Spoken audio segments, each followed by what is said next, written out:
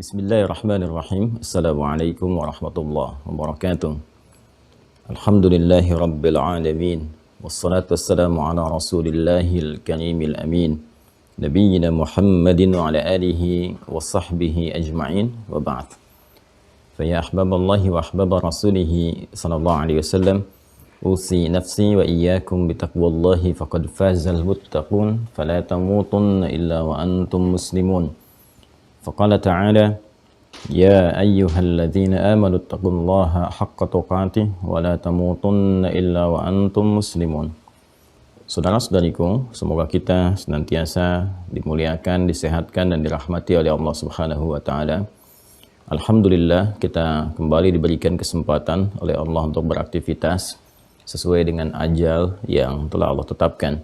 Semoga seluruh aktivitas kita diridhai oleh Allah Subhanahu wa taala, baik yang telah berlalu, tengah berlangsung, ataupun yang kita rencanakan dilakukan di masa depan. Kita bermohon kepada Allah semoga seluruh hamba Allah yang berkehidupan sampai detik ini, namun khususnya mereka belum beriman, dikuatkan jiwa dan lisan mereka untuk bersyahadat sebelum wafat kembali kepada Allah.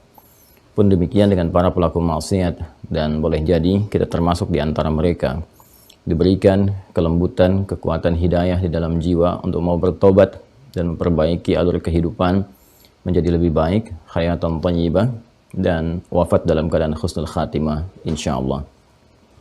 Karena itu mari kita meniatkan seluruh amalan kita untuk mendapatkan ridha Allah Subhanahu wa taala, dan di antara cara terbaik menjadikan amal kita lebih berkualitas adalah menopang dengan landasan pengetahuan yang kokoh. Alhamdulillah, kita awali dengan pembahasan ilmu akidah, dan lebih dari itu kita telah menyelesaikan pokok-pokok pembahasan di bab akidah ini, khususnya terkait dengan 6 pokok dikenal dengan rukun iman. Simpulnya disebut dengan akidah, yang diharapkan dengan simpul-simpul ini yang mengakar kuat di dalam jiwa dapat menghadirkan keyakinan paripurna tanpa ragu sedikit pun, dan menumbuhkan bangunan-bangunan megah berupa amal saleh yang dirahmati dan diridhai oleh Allah Subhanahu wa taala. Penjelas dari petunjuk 6 pokok ini terdapat di dalam Al-Qur'an sebagai sumber pokok kita berkehidupan, seperti diuraikan di pertemuan yang lalu. Kemudian Nabi Muhammad SAW ditugaskan oleh Allah untuk menjelaskan kandungan-kandungan pokok-pokok keimanan ini, khususnya pada periode sebelum hijrah yang berkehidupan di Makkah Al-Mukarramah. Demikian ayat-ayat Makkiyah hadir memberikan bimbingan kepada kita. Kemudian kita juga telah menyampaikan bahwa ayat-ayat dimaksud yang kita berikan contohnya di Juz' Amma misalnya, dan kita bersepakat untuk bisa menghafalkannya, menguatkan kepada jiwa dan mengamalkannya minimal dalam salat kita, dijelaskan oleh Nabi SAW dalam perkataan beliau atau tindakan-tindakan beliau, sifat dan sikap atau segala yang terkait dengan keterangan beliau disebut dengan hadis, yang itu semua kemudian disampaikan, diserap oleh para sahabat, disampaikan kepada para sahabat, diserap oleh mereka, diwariskan kepada generasi setelahnya, dan dikodifikasikan oleh para ulama di masa-masa keemasan Islam menjadi kitab hadis. Dan di kitab hadis inilah kemudian dikumpulkan petunjuk-petunjuk tadi. Kemudian yang paling menarik, dilakukan tabwib secara tematik, diurutkan bab-babnya sesuai dengan aspek kehidupan kita. Di antara para ulama yang concern pada bidang ini adalah Al-Imam Al-Bukhari, yang mengurutkan, menghimpun hadis-hadis Nabi Muhammad SAW, kemudian menyajikannya dalam 97 topik. Dan di topik yang kedua ada pembahasan khusus tentang iman, diberikan nama oleh beliau dengan Kitabul Iman. Alhamdulillah, di pertemuan yang lalu kita telah menyampaikan pengantar bagian pertama dari Kitabul Iman ini, yaitu tentang bab qaulin Nabi SAW, bunyal islamu ala khamsin. Pembahasan tentang sabda Nabi SAW bahwa pokok keislaman itu ada 5, seperti telah kita uraikan di pertemuan yang lalu. 5 ini dibagi pada 2 bagian. Yang pertama ada aspek keimanan yang terimplementasikan pada syahadat, asyhadu an la ilaha illallah, asyhadu anna muhammadan rasulullah. Kemudian yang kedua adalah syariat, atau dikenal dengan amalan, yang juga nampak citranya pada 4 pokok dari mulai salat sampai dengan haji, salat, zakat, puasa, haji, dan segala turunan-turunan yang menjadikan terpancar dari yang pokok yang berhukum wajib ini nanti memiliki pancaran nafilah, jamaknya nawafil, berhukum sunnah. Dan ilmunya disebut dengan fikih. Sedangkan dalam bab iman, ilmunya disebut dengan akidah atau ilmu tauhid yang menjadikan ikatan iman kita menjadi kuat sehingga mengarahkan segala tindakan, perilaku kita, bahkan perkataan kita menuju kepada ridha Allah yang satu, yang ahad. Alhamdulillah kemarin telah disajikan ayat-ayat Quran yang memberikan gambaran bagaimana kalau kita mampu menguatkan aspek pertama ini, maka Allah akan menguatkan keimanan di dalam jiwa. Sehingga dampaknya dengan iman yang menguat, ditambahkan perlindungan-perlindungan, petunjuk-petunjuk Allah, penguatan pedoman-pedoman berkehidupan yang disebut dengan hudan. Maka kemarin kita bacakan banyak ayat di dalam Al-Quran. Silahkan disimak di pertemuan yang lalu. Ada beberapa ayat yang ditampilkan oleh Al-Imam Al-Bukhari, baik itu di surah Al-Fatah, surat Maryam, surat Muhammad, juga yang saya kemarin sempat tambahkan di Quran surah Al-Anfal itu, di ayat yang kedua. Bagaimana Allah menjanjikan bila kita mampu mengikuti pedoman yang dimaksudkan, meningkatkan keimanan, maka Allah tambahkan semakin kuat imannya, dan saat yang bersamaan juga diberikan pendampingan-pendampingan yang menjadikan seluruh aspek kehidupan kita cenderung sukses dan bahagia. Ulaika ada hudam mir rabbihim wa ulaika humul muflihun. Nah, hari ini kita akan mencoba meneruskan untuk memasuki hadis-hadis pokoknya. Hadis-hadis pokok yang memberikan gambaran kepada kita cara kita menguatkan iman. Sebelum sampai ke sana, kita akan melihat dulu. Kalau kemarin sudah kita sampaikan pembuka dalam ayat-ayat Al-Quran, seperti saya tegaskan, Al-Imam Al-Bukhari, metodologinya, setelah membuka dengan topik, subtopiknya apa, kemudian dari subtopik ini dikuatkan dulu oleh ayat-ayat Al-Quran, lalu masuk kepada hadis-hadisnya. Nah, terkadang kalau dibutuhkan penjelas singkat atau motivasi dari keterangan para sahabat misalnya, atau tokoh-tokoh besar di zamannya, maka beliau cantumkan dengan singkat, setelah itu masuk kepada aspek hadisnya. Nah, ini yang ditampilkan di awal pembukaan Kitabul Iman. Kemarin telah sampai kita pada kesimpulan, kalau imannya telah mengakar kuat dalam jiwa kita, maka akan memancarkan segala tindakan. Ya, bahkan cinta dan bencinya pun itu diarahkan berdasarkan petunjuk berkehidupan yang disampaikan oleh Allah Subhanahu wa taala. Jadi sangat proporsional apa yang harus dicintai, bagaimana cara mencintai, dan bagaimana dengan cinta itu mendapatkan ridha Allah. Saat yang bersamaan juga lawannya benci, apa yang harus dibenci, bagaimana dijauhkan dalam kehidupan, dan bagaimana supaya ridha Allah tetap terjaga dengan menghindarkan segala yang dibenci itu. Jika Allah membencinya, kita pun membencinya. Jika Allah menyukainya, maka kita pun mencintainya. Demikianlah pancaran iman hadir dalam berkehidupan. Nah, sebelum kita sampai kepada hadis yang akan kita coba bacakan, di sini Al-Imam Al-Bukhari memberikan pesan-pesan kuat dulu, ya, baik dari kalangan sahabat khususnya, juga nanti tokoh-tokoh besar di zamannya, termasuk juga kalangan tabi'in nanti, ya. Mari kita bacakan. Bismillahirrahmanirrahim, masih di halaman ke-20 di Sahih Al-Bukhari pada Kitabul Iman, ya. وكتب عمر بن عبد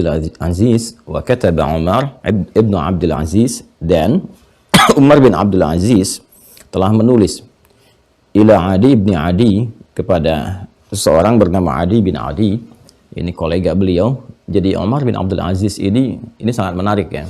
Ini termasuk dari keturunan keluarga besar Umar bin Khattab radhiyallahu taala anhu. Ini nasabnya tersambung kepada Umar bin Khattab radhiyallahu taala anhu, dan juga mendapatkan gelar dari kaum muslimin umumnya sebagai khalifah yang kelima, ya, karena bagaimana beliau berhasil mengeluarkan kurikulum berkehidupan, juga kurikulum kepemimpinan, juga pemerintahan di masa-masa khilafatul Islam, khalifah Islam, ketika memimpin dari Abu Bakar As-Siddiq radhiyallahu taala anhu, kemudian Umar bin Khattab radhiyallahu taala anhu, sampai juga Utsman bin Affan dan Ali bin Abi Thalib radhiyallahu taala anhum jami'an.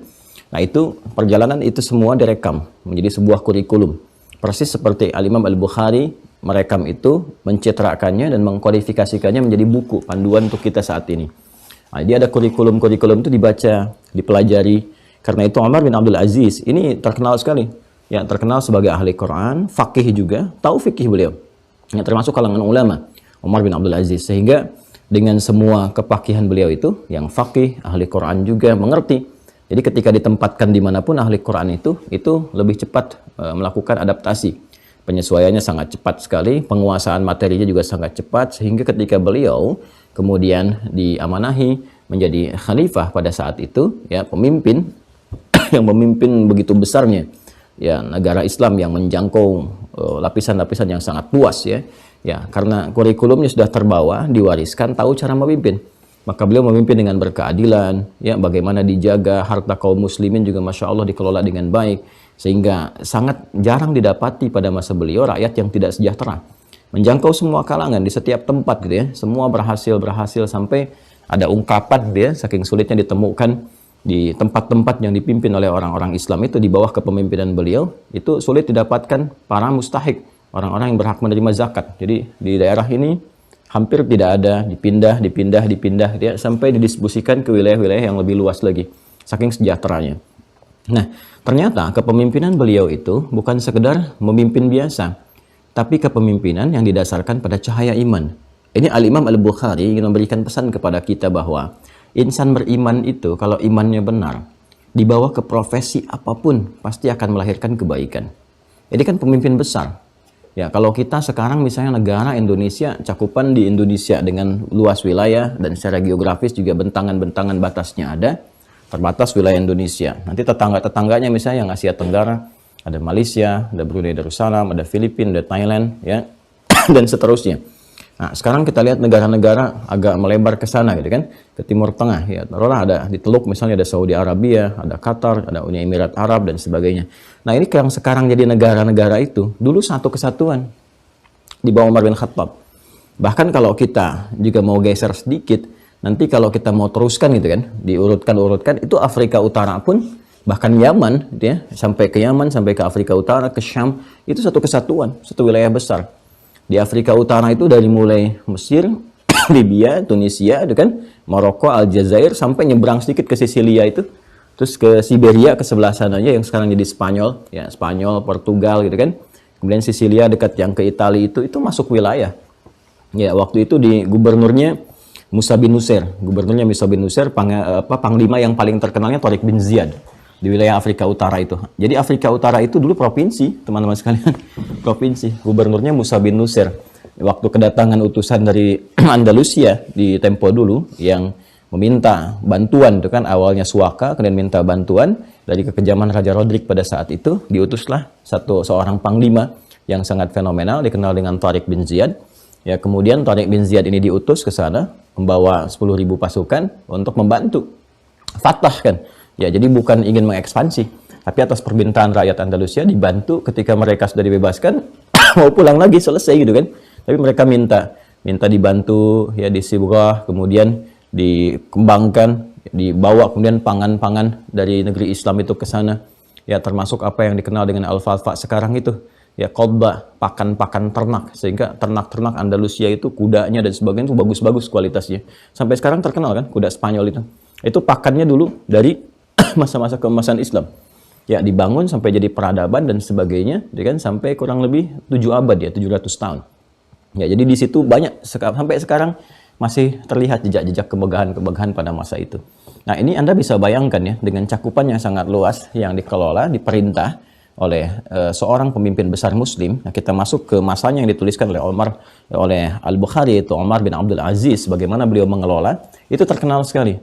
Ya, itu pengelolaan yang sangat adil, berkemajuan, rakyatnya sejahtera, dan saat yang bersamaan, ini pribadi yang sangat sederhana. Kan yang paling populer itu kisahnya begini.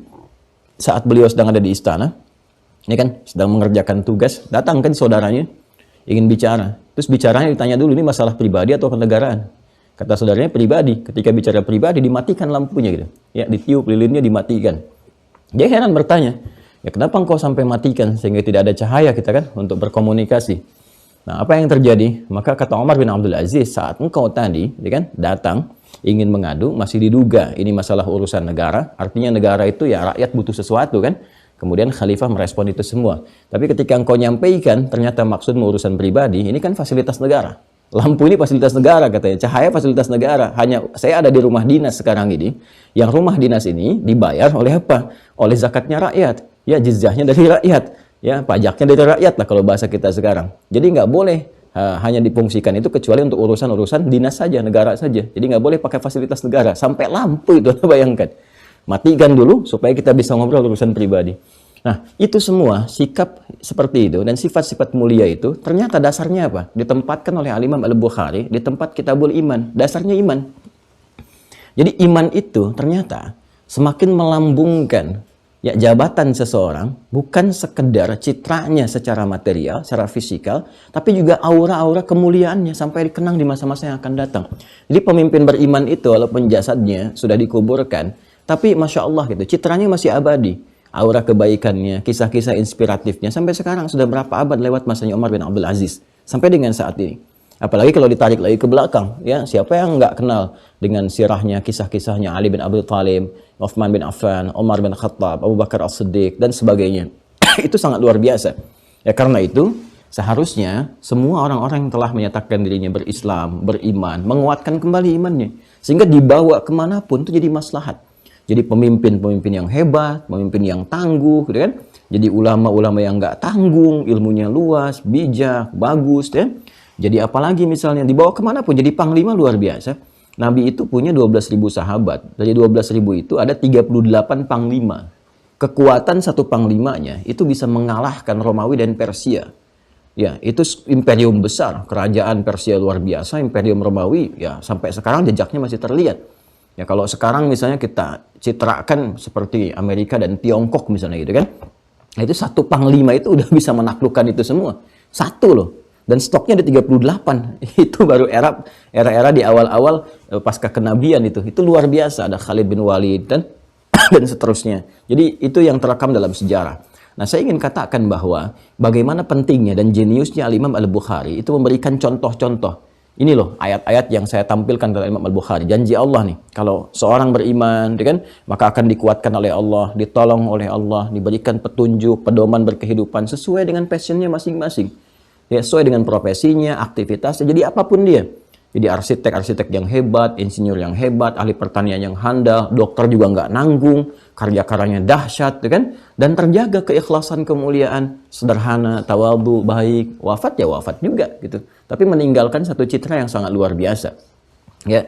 Nah, ini teman-teman sekalian. Beliau menuliskan kepada koleganya Adi bin Adi, "Inna lil imani fara'idha wa syara'i'a wa hududan wa sunana." Ya. Jadi ini di antara wasiat Umar bin Abdul Aziz. Nah, ini bagus sekali teman-teman sekalian. Jadi saya ingin katakan sesuatu yang sangat penting sebelum saya tuliskan bahwa di manhaj Al-Imam Al-Bukhari setelah menuliskan ya keutamaan iman seperti ini. Di Al-Quran digambarkan janji Allah. Jadi dibuka dengan janji dulu. Ya, Kitabul Iman, kemudian babu dengan qaulun Nabi sallallahu alaihi wasallam, dengan babu hadza, bab ini menerangkan tentang sabda Nabi sallallahu alaihi wasallam, buniyal islamu ala khamsin. Ya, Islam dibangun atas 5 pokok. Kemarin sudah saya jelaskan, tadi sudah saya kuatkan. Nah, aspek pokok yang pertama keimanan, dengan yang terekam dalam asyhadu an la ilaha illallah, asyhadu anna muhammadar rasulullah. Jadi kalau dicitrakan, dikuatkan pada jiwa kita, maka akan Anda dapatkan janji Allah seperti ini. Maka ayat-ayat ditampilkan. Allah akan menambahkan petunjuk, kemudahan dalam berkehidupan, semakin dikuatkan imannya lagi, dibantu dalam setiap keadaan, ditolong kalau ada begini-begini dan sebagainya. Sudah selesai itu dikasih contoh, ini pembuktiannya. Ya, orang-orang yang telah mengimplementasikan hal-hal ini, kemudian mendapatkan janji Allah, diantaranya siapa? Disampaikan, kalau kita, ini jeniusnya beliau ya, kalau kita ingin membawa ke masa Nabi, ya orang mungkin sudah pada mengerti semua. Oh iya, dekat dengan Nabi, pantas begini. Jadi tarik masanya, bergeser agak jauh dari masa Nabi, gitu kan, yang tidak berkehidupan bersama Rasulullah, tapi mengambil kurikulum itu, kurikulum iman yang dipancarkan dari penjelasan Rasulullah, khususnya di masa-masa fatrah Makkiyah itu, gitu kan, dibawa, dikuatkan, dicitrakan di masanya Umar bin Abdul Aziz. Ya, ketika itu di copy paste, dibawa kurikulumnya diterapkan dalam kehidupan, itu pancaran imannya terasa dalam kedudukan. Ya, maka ketika beliau dinilai sebagai pemimpin yang sukses gitu kan, kemudian aura kebaikannya, kemuliaannya, hasil sejahtera dari kepemimpinannya, itu banyak disanjung orang, diapresiasi, tapi apa yang dijawab oleh beliau? Ternyata dikembalikan kepada cahaya iman lagi. Inilah pemimpin mukmin yang sejati itu begitu. Ya, insan beriman yang sejati itu, dia tidak merasakan kelebihan-kelebihan atau hasil-hasil terbaik yang muncul dari perilaku atau sikap dirinya itu sebagai bawaan diri, tidak. Tapi sebagai hasil pancaran iman. Ya, nasrun minallah, gitu kan, wa fathun qarib. Semua pertolongan dari Allah. Sehingga semua kebaikan terbuka dengan cepat. Itu gambarannya. Jadi ini yang beliau sampaikan pada koleganya Adi bin Adi, bahwa innalil imani, gitu kan, fara'idha. Beliau menerangkan tentang esensi iman itu, sungguh iman itu memiliki fara'idha wa syara'i'ah. kewajiban-kewajiban, jalan-jalan syariat-syariat, wa hududa wa sunana, kan, batasan-batasan dan jalan-jalan yang harus diikuti. Jadi seakan-akan memberikan kesan seperti ini, kamu kalau misalnya mau jadi orang yang lebih hebat daripada saya, gitu kan, yang kamu terlihat sekarang dan sebagainya lebih baik, atau pribadi yang dinilai baik oleh Allah, maka kuatkan imanmu. Sedangkan implementasi iman itu bukan sekedar kita merasakan beriman atau mengatakan saya mukmin, tidak. Akan nampak pada apa? Faraidha, karena inna lil imani faraidha wa syara'i'a wa hududa wa sunana, gitu kan? Inna lil imani, ini wasiatnya Umar bin Abdul Aziz, ya. Ayo teman-teman, kalau mau jadi orang hebat atau ingin mendidik anak-anaknya jadi anak-anak yang hebat, ya, mau jadi apapun dia. Jadi cara berpikirnya sekarang bukan ingin menjadi apa lagi, tapi ingin membuat apa di masa depan. Ya, sehingga dengan membuat itu mengkreasikan sesuatu dan terjadi sesuatu inspirasi bagi generasi yang akan datang untuk meniru, ya kan? Atau menyempurnakannya. Nah, ini pokok kekuatan terbaiknya dari sini, dari iman. Nah, kata Umar bin Abdul Aziz, kalau kamu ingin jadi orang hebat, kuatkan imanmu sehingga terjadi konektivitas dengan Allah. Sedangkan Allah kan maha segalanya. Wallahu ala kulli syai'in qadir. Ya, maka orang yang dekat dengan Allah akan dimudahkan kepada akses-akses yang bahkan tersulit, bahkan mustahil pun bagi manusia. Ya, karena tidak ada yang mustahil bagi Allah. Maka beliau terangkan, kalau ingin menguatkan ini, maka ini harus ada penguatan, latihan-latihan terbaik untuk menjaga dan menguatkan. Lewat apa? Innalil imani faraidha. Ya, ini seperti ini. Faraidha, jamak dari kata fariidhah.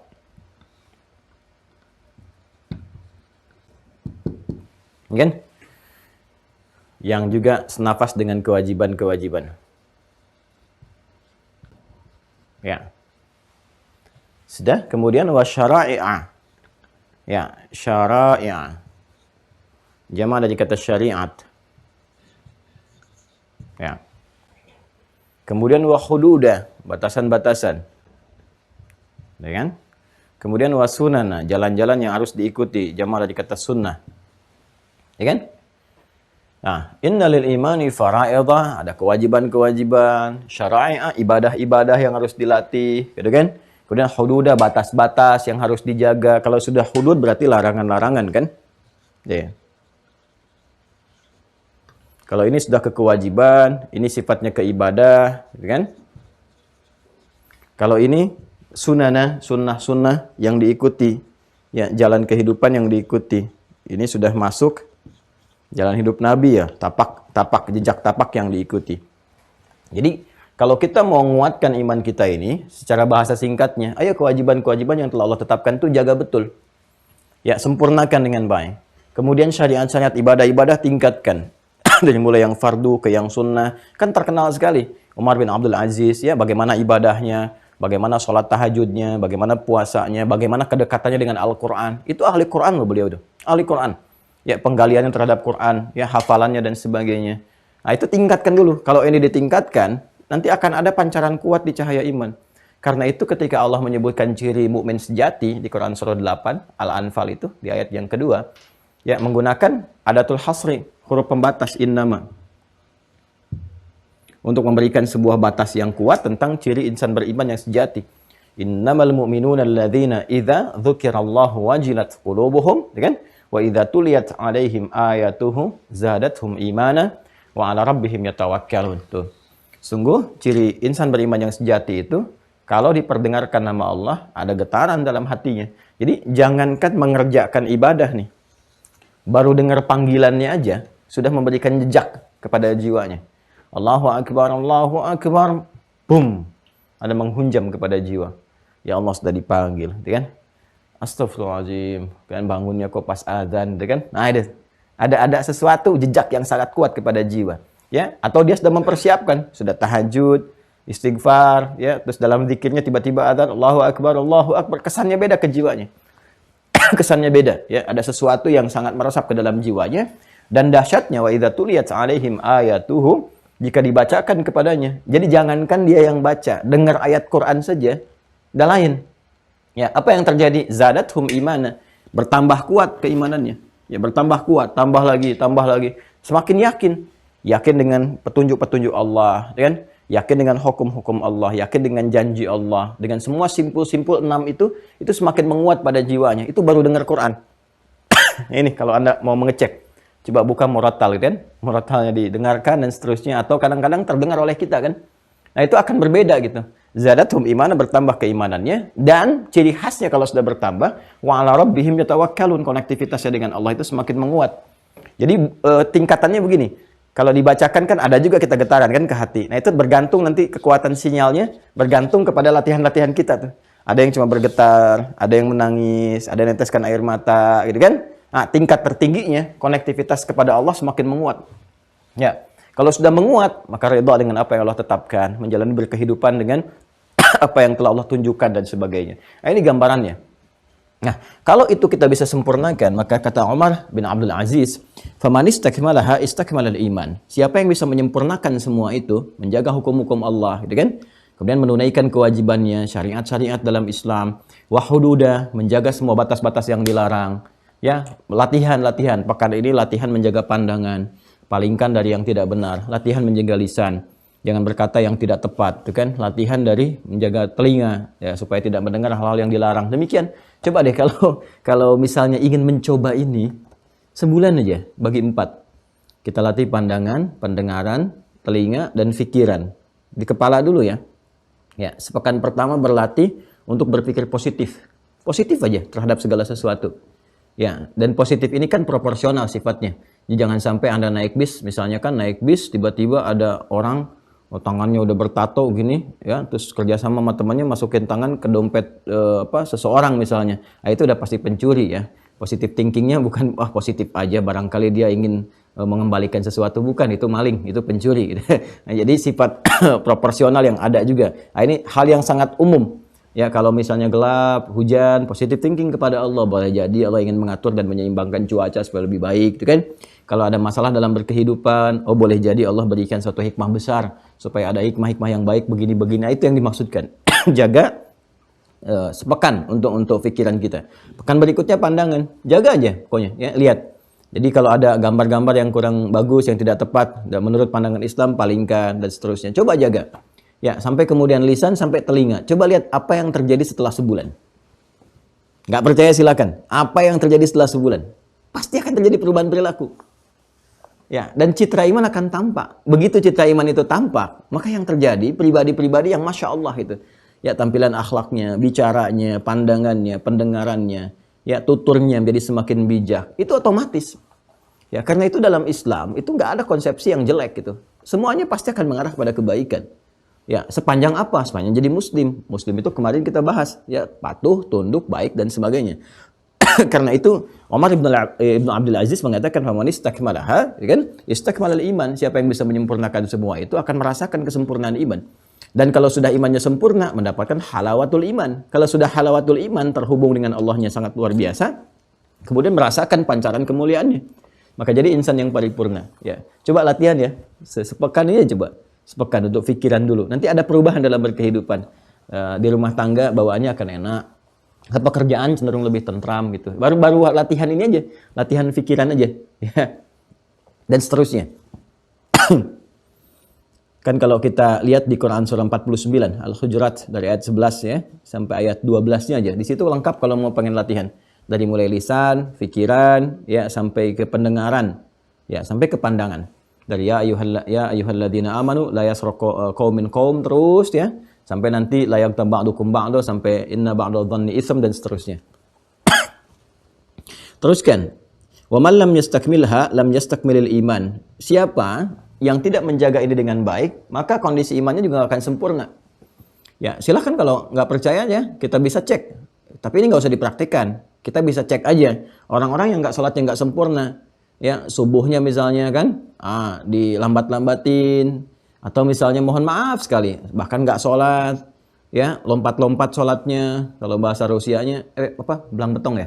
Belang betong gitu ya, bahasa Rusianya tuh ya. Ya, orang puasa Daud, dia sholat Daud, kan? Orang kan puasa Daud, Senin puasa, Selasa tidak, dia sholatnya sholat Daud, ya, subuh sholat, duhur tidak, asar sholat, maghrib tidak, itu. Itu akan terlihat. Ya, karena tipis cahaya imannya, redup pancaran cahayanya, maka dari perilakunya pun akan kelihatan. Kan fungsi sholat tanha 'anil fahsya'i wal munkar, hududa. Hudud itu kan tanha 'anil fahsya wal munkar, di antara dampaknya. Sekarang dia bagaimana bisa menjaga dirinya dari fahsya wal munkar kalau penopang-penopang kepada itu tidak dia gunakan, tiangnya lemah. Ya, tiang-tiang sholatnya nggak dia bangun dengan kokoh gitu. Maka pancaran akhlaknya pun nggak akan kokoh. Ya kan? Pancaran kemuliaan, pancaran perilakunya nggak akan nampak dalam berkehidupan. Ya, orang sholat nggak pernah dikerjakan, kan? Kemudian puasa juga ya nggak pernah dilakukan. Tapi dia mengatakan beriman, yakin, nggak pernah mau melakukan ibadah-ibadah itu. Maka akan terlihat dari tuturnya, dari cara bersikapnya, dari pikirannya, dari macam-macamnya dan sebagainya. Akan nampak, gitu kan? Baik. Bagaimana Ustadz? Ada juga kok orang-orang yang belajar pada kebaikan. Itu bukan akhlak, itu adab namanya. Itu adab. Ingat, itu bukan akhlak, itu adab namanya. Ya kan? Dan adab yang pertama adalah terhadap Tuhan, Sang Pencipta kita yang memberikan segalanya. Ya kan? Makanya Nabi mengatakan adabani Rabbi fa ahsana ta'dibi. Jadi sebaik-baiknya manusia kepada manusia yang lainnya, kalau hubungan dengan Tuhannya tidak baik, ini menunjukkan ada persoalan pada dirinya. Kan sikap hidup itu selalu menyanjung tinggi sifat-sifat rasa kebaikan, saling memberi sikapnya. Jadi ada terima kasih, menerima, ya kemudian kita mengucapkan terima kasih. Umumnya kan kalau diberi, Anda diberi kan? Saya memberikan sesuatu misalnya kepada Anda mengucapkan terima kasih. Ada hormat, ada sikap baik dan sebagainya, ada sikap syukur. Nah ini Allah memberikan segalanya. Memberikan energi kepada kita, memberikan kemudian udara dan sebagainya, memberikan kebutuhan hidup, menyembuhkan saat sakit dan sebagainya. Lalu tidak ada tanda pada diri kita untuk mensyukuri semua itu. Dengan menuhankannya, menyembahnya, meningkatkan syukur kepadanya, nggak nampak. Maka sebaik-baiknya pun hubungan antar manusia, kalau dengan Tuhannya tidak baik, tetap tidak menjadi seorang pribadi yang sempurna. Tidak mulia. Kan? Karena itu tidak didapati orang-orang yang berkeadaban tapi belum dapat berkeakhlakan. Di akhlak itu kemuliaan yang didapatkan dari hasil ibadah. Sedangkan adab, kemuliaan yang bisa diraih lewat pendidikan. Jadi kalau orang belajar, ini dulu kan kita ada PPKN, pendidikan berkarakter, itu membentuk adab. Ya, karena itu bisa membangun peradaban. Silahkan cek misalnya kan di negara-negara di luar, saya tidak perlu sebutkan. Anda bisa dapati misalnya orang yang ngantrinya, disiplinnya, jujurnya, gitu kan? Ya, ada kejujuran, ada disiplin, ada kebersihan dan sebagainya. Ya, itu adab namanya. Karena dipelajari, dilatih, disiplin bagus. Tapi belum tentu akhlak. Ya, belum tentu akhlak. Karena nggak terlatih lewat ibadah. Sholat tidak dikerjakan, kan? Dan turunan-turunan yang lainnya. Sehingga dari adab ini mungkin membentuk karakter yang dilatih. Lewat perilaku, lewat pendidikan. Tapi tidak memunculkan dorongan-dorongan iman. Akhirnya apa? Zina juga ada. Selingkuh juga ada. Mabuk-mabukan juga iya. Dan sebetulnya tanpa kita sadari kriminalitasnya tinggi. Silahkan cek di Amerika. Berapa terjadi tiap hari misalnya orang menggunakan senjata untuk bunuh orang lain. Melukai orang lain. Berapa transaksi narkoba yang terjadi di sana. Dengan pencurian dan sebagainya. Ya boleh jadi disiplin ada. Kan? Kemudian maju berkeadaban dan sebagainya. Tapi karena tidak ada dorongan dari konsepsi iman ini. Maka yang terjadi apa? Tindakan kriminalitas juga tinggi. Ya. Di Jepang sangat luar biasa, antri, rapi, baik dan sebagainya. Tapi tingkat stresnya juga tinggi. Ya, kenapa? Karena tidak ada satu formulasi untuk menenangkan kepada jiwa. Dan penenang jiwa itu kan yang paling efektif satu, yaitu zikir. Ala bidzikrillah tatmainnul qulub. Sedangkan zikir dilatih lewat apa? Ibadah. Salat disebut zikir, berdoa disebut dengan zikir, baca Quran disebut dengan zikir. Itu formulasi apa? Nah, menenangkan kepada jiwa. Dalam kalbu ada apa? Ada nafas. Dalam nafas ada apa? Ada takwa. Di takwa ada apa? Ada iman. Jadi itu gambarannya ya. Kemudian kata beliau fa in aish fa saubayyinuha lakum hatta ta'malu biha wa in amut fama ana ala suhbatikum biharis ya. Kata beliau kalau saya masih berkehidupan. Nah, ini menunjukkan bahwa beliau pun menyadari. Nah, inilah ahli iman. Ahli iman sudah merasakan. Dia semakin tinggi tingkat keimanan, semakin tinggi konektivitasnya dengan Allah Subhanahu wa taala, semakin merasakan persiapan dalam berkehidupan sampai kembali menjumpai Rabb-nya Allah Subhanahu wa taala. Kadang-kadang pada level-level tertentu itu ada rasa-rasa. Oh, kayaknya nggak lama nih gitu kan. Aduh, kayaknya sudah merasa nih dekat-dekat ini akan pulang dan sebagainya. Banyak kisah-kisah yang nyata, bukan fiksi. Banyak kisah-kisah yang nyata yang bahkan menyiapkan sendiri, datangin kawan-kawannya, silaturahim, menyiapkan kafan sendiri. Ya, ada yang udah nunjuk makam sendiri, udah macam-macam lah gitu kan. Nah, ini kata beliau, kayak kalau saya berkehidupan, saya berkenan mengajarkan kepada kamu, kan, kepada engkau, ya apa-apa yang terkait dengan penguatan ini. Tapi kalaupun memang tidak sampai, ya masa aku ke situ, maka boleh jadi aku tidak bisa menjadi pendamping engkau untuk menyempurnakan itu semua. Tapi beliau sudah meninggalkan wasiat ini. Dan wasiat ini berharganya untuk kita saat ini. Ya, dan diabadikan oleh Al-Imam Al-Bukhari sampai kepada kita. Jadi, kalau kita ingin menyempurnakan iman, tipsnya dari Umar bin Abdul Aziz, ini poin-poinnya. Ya, jaga kewajiban-kewajiban yang telah Allah tetapkan, larangan-larangan dijauhi, ibadah ditingkatkan, dan sunnah-sunnah Nabi dipedomani. 4 ini aja. 4, ya kan? Kewajiban-kewajiban ditunaikan, kan? Ibadah ditingkatkan, larangan dijauhi, sunnah dipedomani. 4 ini ya. Nah, jadi sekarang ibadah apa saja nih kita keluarkan? Sholat, ya kan? Puasa, nanti saat masuk fikih kita terangkan dengan detail insya Allah. Insya Allah. Nah, kemudian kewajiban-kewajiban apa saja? Kewajiban sebagai personal terhadap Allah apa? Kewajiban di rumah tangga punya peran apa? Apakah suami, istri, ayah, ibu, anak, dan sebagainya. Ya, kewajiban di tingkat kehidupan sosial dalam pekerjaan apa? Itu sempurnakan tuh. Ya. Lalu diseimbangkan dengan ibadah supaya ada pancaran iman dalam praktek kehidupan kita. Setelah itu jaga dari larangan-larangan, ya. Dalam pekerjaan nggak boleh korupsi, nggak boleh bikin hoax, gitu kan? Nggak boleh menyimpang, nyogok-menyogok dan sebagainya dan seterusnya. Lalu untuk mengkomplitkan itu, menyempurnakannya, turunkan sunnah-sunnah Nabi, jadikan kurikulum. Seperti pernah saya sampaikan, ya. Apa yang pokok, ya dari bangun tidur sampai tidur lagi. Cara bangun tidur Nabi bagaimana? Cara menghidangkan makan, cara makan seperti apa? Cara mendidik anak bagaimana? Sampai ke profesi, ya batasi pada profesi kita saja, profesinya apa. Kalau di militer, keluarkan kurikulum di militer seperti apa. Ya, kalau di misalnya di sipil, bagaimana kurikulum di sipil seperti apa. Di jabatan, di bisnis, dan seterusnya. Ini yang dimaksudkan. Jadi, yang pertama, Al-Imam Al-Bukhari, singkatnya, ingin memberikan contoh kepada kita. Ini orang-orang yang pernah sukses di masa lalu, dan tertuliskan dengan tinta emas dipelajari bagi generasi di masa yang akan datang, termasuk kita saat ini. Ternyata akar utamanya kembali pada penguatan iman. Ya, bukan hanya keterampilan. Kemudian waqala Ibrahimu sallallahu alaihi wasallam, dan Nabi Ibrahim juga, siapa yang tak kenal Nabi Ibrahim? Ya, Nabi Ibrahim Khalilullah, ya. Wattakhadallahu Ibrahim khalila, ya, dan Allah menjadikan Ibrahim itu sebagai di antara hamba yang terdekat dengan Allah.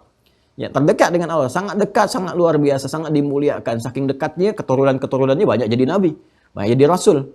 Ya, tapi apa yang terjadi? Ternyata tetap latihan menguatkan iman. Jadi Abul Anbiya pun, bapak para nabi, tetap berlatih menguatkan iman. Ya, Rasulullah itu kan bagaimana menjaga ibadahnya. Ya, ibadah-ibadah sampai yang sunnah, yang tahajud itu sampai kakinya terlihat bengkak dan sebagainya. Tapi puncaknya apa? Konektivitas dengan Allah. Ketika ditanya kenapa mesti begini ya Rasulullah, afala akunu abdan syakura. Aku ini sedang mengimplementasikan syukur. Di saking gembiranya dengan karunia Allah, itu meningkatkan ibadah. Nabi Ibrahim pun, kata Imam Al-Bukhari, itu masih ya berusaha meyakinkan dirinya, menguatkan maksudnya, meningkatkan keimanan, ya menguatkan keimanan. Itu sebagai contoh bagi umat. Kalau Nabi kan sudah terjaga, maksum, sudah baik dan sebagainya. Tapi ingin memberikan contoh kepada umatnya bahwa ini loh, status Nabi itu tidak mengurangi diri untuk meningkatkan ibadah. Dan di antara itu semua, itu memberikan sebuah citra kepada kita tentang peristiwa-peristiwa yang terjadi ya pada nabi-nabi itu yang meminta ditunjukkan kepada Allah sebagai gambaran kepada kita. Apa di antaranya?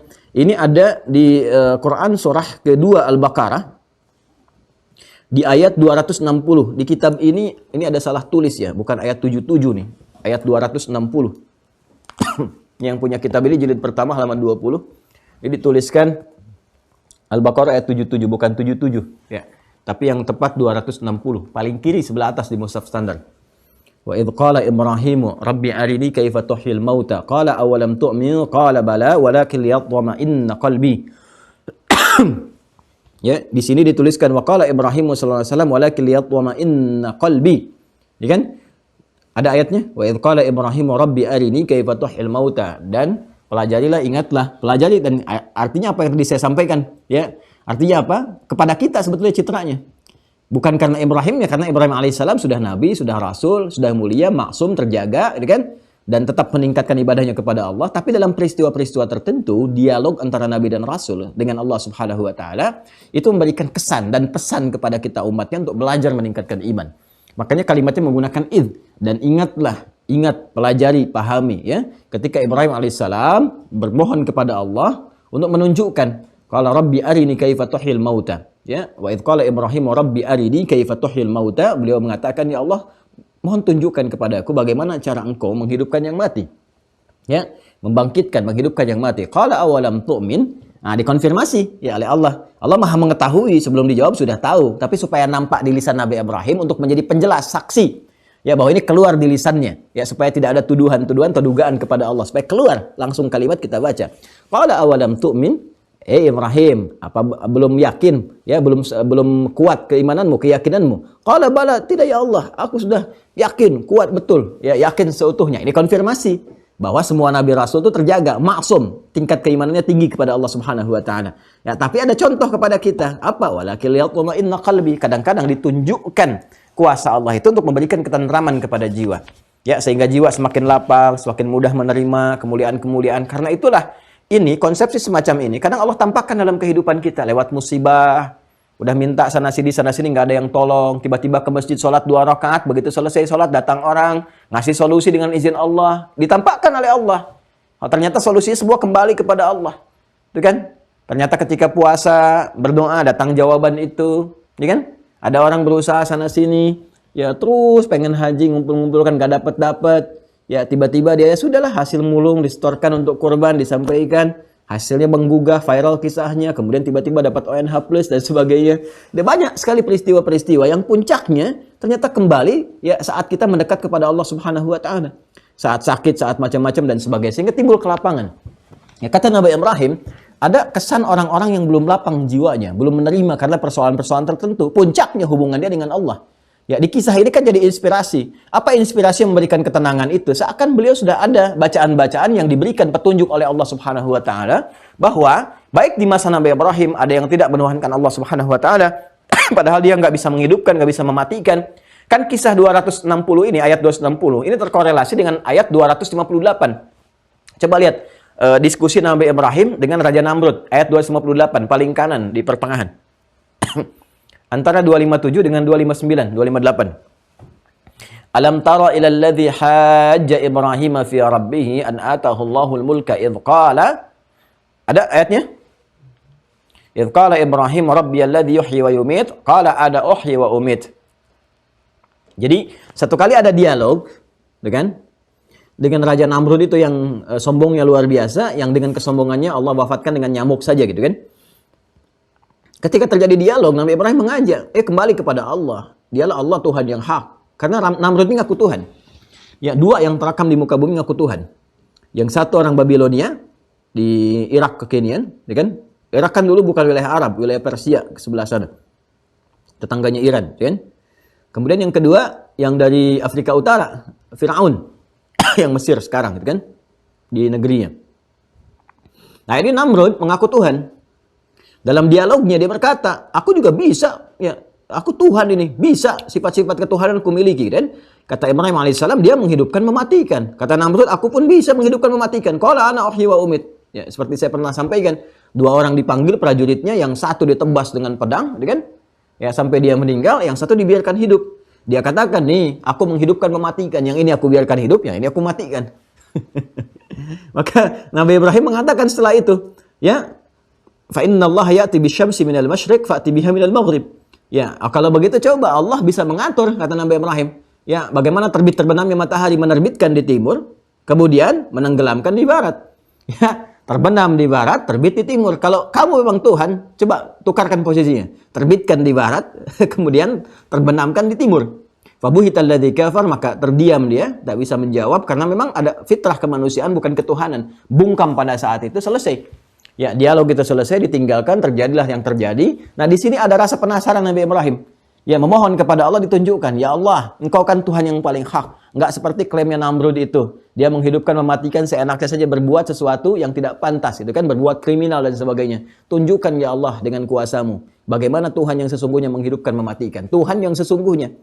Ya, maka oleh Allah kemudian dikonfirmasi, diuji. Ya, apa kamu kurang yakin? Ya, maka diklarifikasi, dikonfirmasi oleh Nabi Ibrahim. Tidak ya Allah, sempurna keyakinan saya. Ya, kalau dalam bahasa bebasnya itu, ini untuk menunjukkan kepada orang-orang itu bahwa tidak ada yang layak dipertuhankan selain Engkau.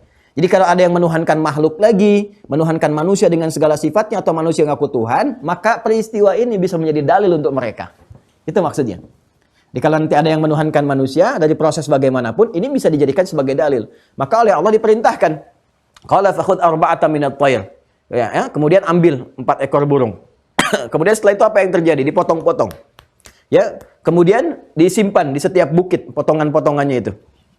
Bagaimana Allah ingin menunjukkan sesuatu yang dahsyat terjadi? Ya, karena kan menghidupkan yang mati kan berarti harus ada yang mati dulu kan? Maka di sini burung dipotong-potong jadi 4, ya. Kemudian apa yang terjadi setelah disimpan di berbagai bukit macam-macam, gitu kan? Lalu famad'uhunna ya'tinaka sa'ya. Panggil itu dengan izin Allah, dipanggil. Jadi menghidupkannya pun ada kalimat yang dipanggilkan disambungkan kepada Allah, ini menunjukkan bahwa bukan manusia yang punya kuasa atas itu. Famad'uhunna ya'tinaka sa'ya. Kemudian panggil itu dengan nama Allah. Bismillah, dengan nama Allah, biiznillah. Hidup jadi. Ya'tinaka sa'ya. Maka yang 4 ini menyatu kembali. Boom, gitu kan. Nyatu lagi. Ya, menyatu hidup kembali datang kepada Nabi Ibrahim. 4-4-nya terbang sekaligus. Ya, maka di situ beliau kemudian mulai menghadirkan satu kalimat. Yang kalimat ini memiliki kesan untuk kita semua. Sampai hari ini, sampai kehidupan berakhir. Apa itu? Bahwa hanya Allah yang maha tinggi, yang maha dahsyat, ya kan? Yang maha agung, yang maha perkasa, aziz, ya, kemudian juga yang maha bijak, yang maha mulia. Maka di situ kemudian ada kalimatnya menggunakan fi'il amr, wa'lam, gitu kan? Harus kamu ketahui setelah semuanya nyata, ya, semua datang, keseluruhannya terjadi, hanya Allah yang maha kuasa, wa'lam. Nah, sekarang diinfokan kepada kita, kalau sudah tahu ini semua, ketahuilah. Nggak ada yang dipertuhankan lagi, tuh kan? Di antara kalangan-kalangan manusia atau yang lainnya selain Allah Subhanahu wa taala. Maka di situ sempurna la ilaha illallah. Karena itu belajar dari sini, salah satu kisahnya apa? Kalau ada orang-orang yang kemudian menuhankan selain Allah, ini kisah inspiratifnya bisa diambil. Contoh misalnya, kalau ada yang mempertuhankan karena klaim bisa menghidupkan yang mati. Ya, siapa misalnya? Nabi Isa alaihissalam dipertuhankan oleh sebagian orang, di antara klaimnya bisa menghidupkan yang mati. Kan? Karena ini bukan nabi biasa, ini bisa menghidupkan yang mati. Kan? Maka datanglah kisah ini untuk menerangkan, bukan Isa saja yang pernah begitu. Nabi Ibrahim lebih dahsyat lagi, menghidupkan yang matinya itu dipecah dulu jadi 4 bagian, disimpan dulu jasadnya. Nabi Isa itu jasad utuh, dipanggil hidup. Kalimatnya pun karena Allah, biiznillah, bangun. Kan? Nabi Ibrahim lebih dahsyat, juthahnya disimpan, jasadnya disimpan lagi, dipanggil, bangkitnya jauh lagi. Nabi Isa manggilnya dekat, Nabi Ibrahim jauh di tiap bukit. Dipanggil, "Famad'uhunna ya'tinaka sa'ya." Hidup dengan izin Allah, datang semuanya. Ya, jadi kalau engkau menuhankan Nabi Isa misalnya karena memang beliau dengan izin Allah mukjizatnya bisa menghidupkan yang mati untuk sementara kemudian diwafatkan kembali, maka kenapa Nabi Ibrahim tidak dipertuhankan? Ya kan? Nabi Musa juga pernah begitu, kan kisah sapi yang viral itu, Al-Baqarah.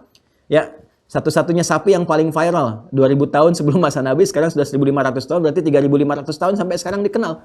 Ya, Al-Baqarah itu, ya kan ketika terjadi seseorang kakek itu meninggal dunia, pelakunya dilacak, nggak ada yang ngaku. Maka ketika konsultasi ke Nabi Musa suruh nyari sapi kan. Bagian potongan sapinya diambil, ditepukkan kepada mayatnya dengan izin Allah bangkit, bangun lagi. Kenapa Musa tidak dipertuhankan? Ya kan?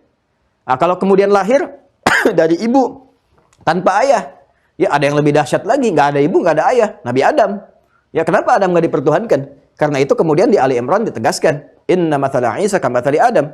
Ya, sungguh penciptaan Isa itu sama persis dengan Adam, artinya sama-sama diciptakan oleh Allah Subhanahu wa taala. Ya, kan penciptaan itu ada 4 bagian untuk menunjukkan kuasa Allah semua.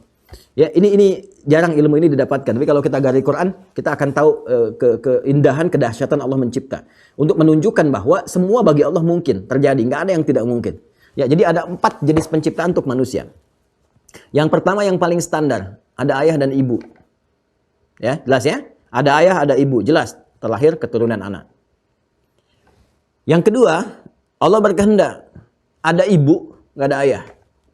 Contoh Nabi Isa. Untuk menunjukkan kalau Allah mau, jadi berkehendak. Ada ibu, nggak ada ayah. Yang ketiga, ada ayah, nggak ada ibu. Jadi kalau yang pertama ada ayah, ada ibu. Jelas ya? Yang kedua, dari perempuan, ada ibu, nggak ada ayah. Yang ketiga, ada ayah, artinya ada laki-laki, nggak ada perempuannya. Siapa contohnya? Hawa. Bukankah Hawa, Sayyidah Hawa diciptakan dari tulang rusuknya Adam? Buka Quran surah keempat, An-Nisa ayat pertama. Ya ayyuhan nasu taqu rabbakum alladzi khalaqakum min nafsin wahidah, Adam, wa khalaqa minha zawjaha, Hawa. Jelas? Ini yang jarang diketahui nih. Yang keempat, nggak ada ayah, nggak ada ibu, Adam. Manusia pertama. Jadi Allah ingin menerangkan kepada kita, bagi Allah semua gampang. Semua kemungkinan terjadi. Lahir manusia, selesai. Ya, kan makhluk dari nggak ada apapun bisa jadi ada. Ya, dari sesuatu yang membusuk tiba-tiba ada binatang dan sebagainya. Dari mana tibanya, datangnya dan sebagainya. Nah, jadi ini ingin memberikan kesan kepada kita bahwa orang-orang yang sudah menyempurnakan ini semua, maka terdapat kekuatan iman dalam jiwanya. Dan jejak kekuatan iman itu bisa dilacak dari peristiwa-peristiwa para nabi. Imam Al-Bukhari dengan kejeniusannya beliau menyampaikan, waqala Ibrahimu sallallahu alaihi wasallam, dan Nabi Ibrahim pernah menyampaikan dan diabadikan apa yang disampaikan ini dalam Al-Quran, di Quran surah kedua Al-Baqarah ayat 260, walakin liyatma'inna qalbi, gitu kan? Bahwa dengan iman itu bisa memberikan kemantapan, ketenangan kepada jiwa. Jadi kalau kita berdialog, dialog kita itu untuk mencari kebenaran, esensi untuk kembali kepada Allah, mengetahui kebenaran yang hak, nanti kan setelah itu ada ketenangan kan? Dan ketenangan itu kalau dibawa, hati itu kan yatma'inna, sifat nafasnya mutmainnah, ke hatinya yatma'inna. Nanti sifatnya disebut tumakninah. Makanya dalam ibadah ada tumakninah kan? Ya kan? Ada tumakninah ya? Nah, tumakninah itu diantara hal yang didapatkan saat ibadah itu benar dilakukan dan melahirkan ketenangan kepada jiwa. Makanya orang-orang yang setelah selesai ibadah itu cenderung hatinya lebih tenang. Ya, cenderung hatinya lebih tenang. Nabi Ibrahim memberikan contoh kepada kita nih. Kalau kita benar-benar menuhankan Allah, ini buktinya Allah itu Tuhan, kemudian menyembahnya, maka dampaknya kepada jiwa akan tenang. Kalau nggak percaya silakan. Tadinya gelisah, berdoa aja dulu. Ya, jangan dulu sholat lah, doa aja. Gelisah, wudhu, ngadep kiblat, sholat. Doa. Saat Anda berdoa itu minimal, kegelisahan yang ada dalam jiwa itu sedikit-sedikit tereduksi, terkikis, ketenangan muncul. Apalagi pakai sholat. Setelah sholat, tawakal tiba, udah tenang seutuhnya. Ya. Kemudian teruskan, waqala Mu'adz bin Jabal. Ya, dan Mu'adz bin Jabal, salah satu duta besar. Ya, Umar bin Khattab menugaskan beliau sebagai duta besar di Yaman. Yaman tuh luas banget. Sekarang ada Yaman Utara, Yaman Selatan. Itu si Yaman-Yamannya ditugaskan jadi dubes. Karena beliau pernah jadi dubes Nabi. Dubes Nabi. Zaman Nabi diutus ke Yaman untuk menyampaikan risalah Islam. Zaman Umar, karena tahu Mu'adz bin Jabal sudah pernah ke Yaman, sudah riset, maka ditugaskan ke sana. Ya, makanya juga ini satu tips nih buat Kemenlu, buat Kemlu. Ya, jadi dubes-dubes itu bolehlah. Kalau bukan karir juga dari orang-orang misalnya yang pernah ada di wilayahnya belajar. Ya, misalnya kalau di Timur Tengah, yang dari Saudi, ya, Uni Emirat, ke Afrika, ke sana, ke Mesir, dan sebagainya. Nah, itu boleh direkrut tuh. Ya, alumni-alumni dari kampus-kampusnya masuk ke Pejambon misalnya, kemudian berlatih, jadi diplomat. Nanti ditugaskan di tempat-tempat yang dia pernah ada di sana, sehingga tahu wilayah dan tahu bahasanya. Nah, jangan sampai diplomat kita ditugaskan tapi nggak ngerti bahasa di tempat yang ditugaskan. Ya, di negeri Arab nggak bisa bahasa Arab. Di Eropa nggak bisa bahasa tempat dia bertugas. Nah, ini jadi repot juga. Nah, Mu'adz bin Jabal ditugaskan, ya, ketika ditugaskan oleh Umar bin Khattab itu di Yaman, itu cuma butuh waktu, teman-teman sekalian, 2-3 tahun untuk menyejahterakan orang Yaman sehingga nggak ada yang fakir lagi. Cuma 2-3 tahun. Tahun pertama ditugaskan Umar, zakat mal yang ada di sana, itu sepertiganya balik ke Madinah. Umar marah. Kenapa zakat kok dikirim ke pusat? Nah, ini juga masukan mungkin bagi Basnas ya. Ini pengelolaannya. Ini kan rumus nabinya tu'khadhu min aghniyaihim wa turaddu 'ala fuqaraihim. Jadi kalau ada zakat berlaku, diambil di lokal itu yang berzakat, muzaki ya, lalu didistribusikan di lokal itu dulu. Ya, kepada yang berhak menerimanya dengan kualifikasinya ada 8 golongan itu. Kalau sudah tercukupi misalnya, ada kelebihan baru ditarik ke pusat. Ya, baru didistribusikan subsidi ke daerah-daerah lain yang kurang zakatnya. Seperti itu polanya. Jadi bukan disetorkan ke pusat dulu. Nah, ini mungkin masukan bagi Basnas nih.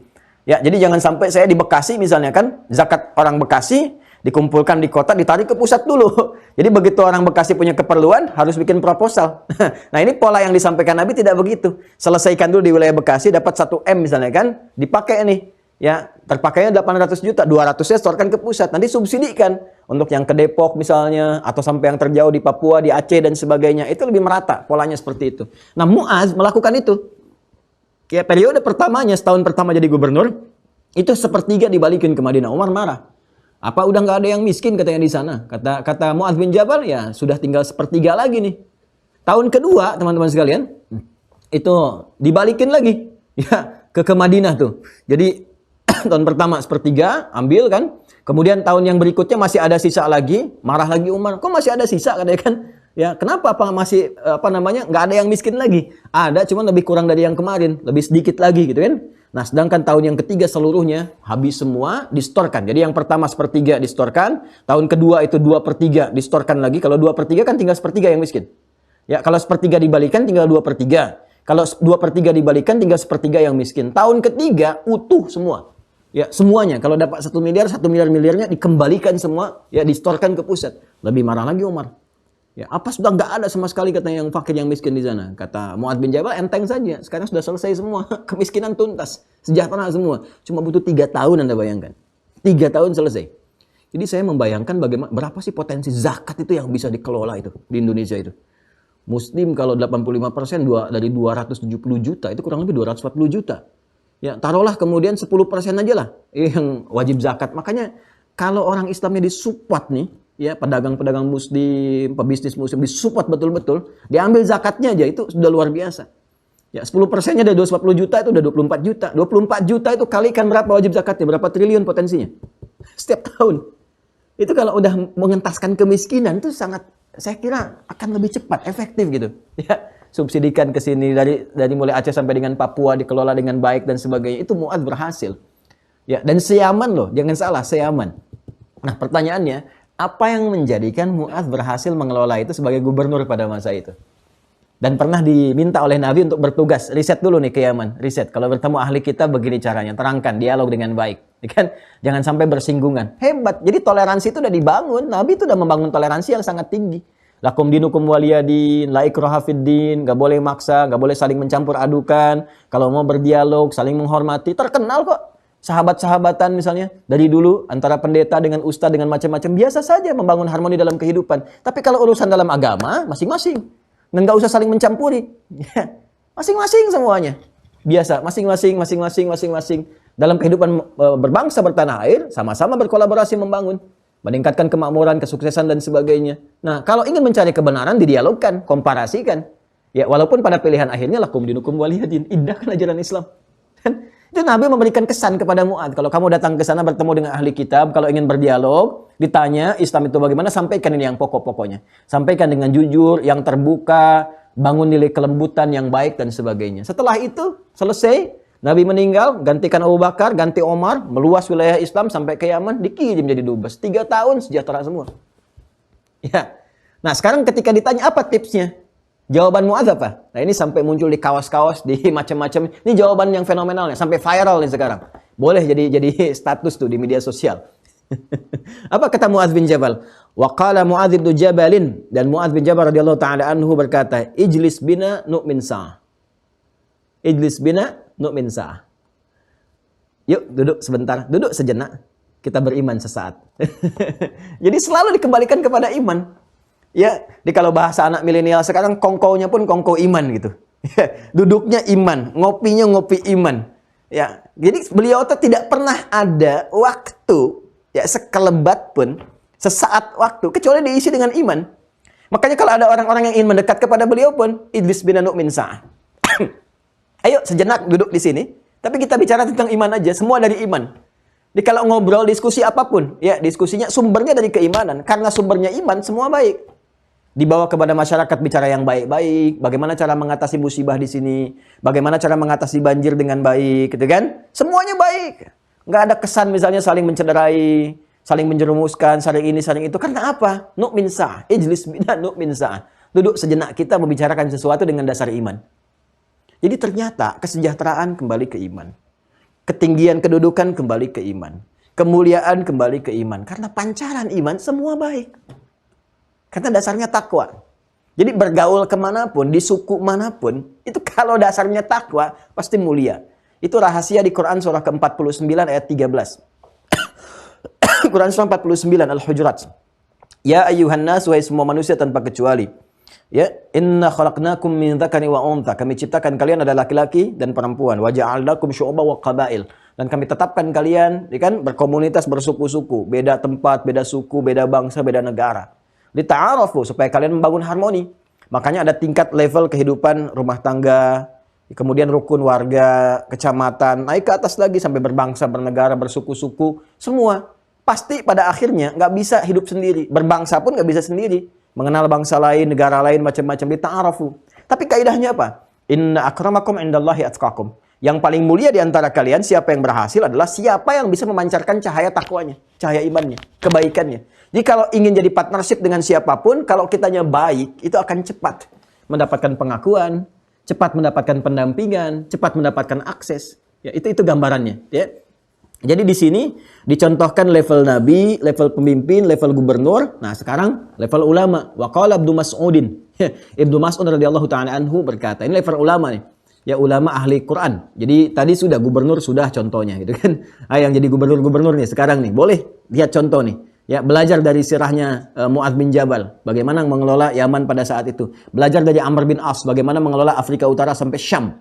Ya, beliau itu ekspedisi tuh dari Afrika Utara sampai ke Syam. Jadi itu semuanya. Kekuasaannya luar biasa ya, dan tinggi lah, banyak hal yang bisa kita gali. Ibnu Mas'ud berkata, al-yaqinu al-imanu kulluhu. Ya, kalau sudah tadi sempurna ini dikerjakan keseluruhannya, maka kata iman itu akan bertransformasi lebih tinggi lagi menjadi kata yakin. Kalau sudah yakin berarti di situ terdapat paripurna iman. Keimanan keseluruhannya kalau diakumulasikan aspek-aspek ini, ibadah, kemudian menunaikan kewajiban, menjauhi larangan, memedomani kehidupan Nabi, maka semua itu akan melahirkan keyakinan tentang kebenaran ajaran Islam.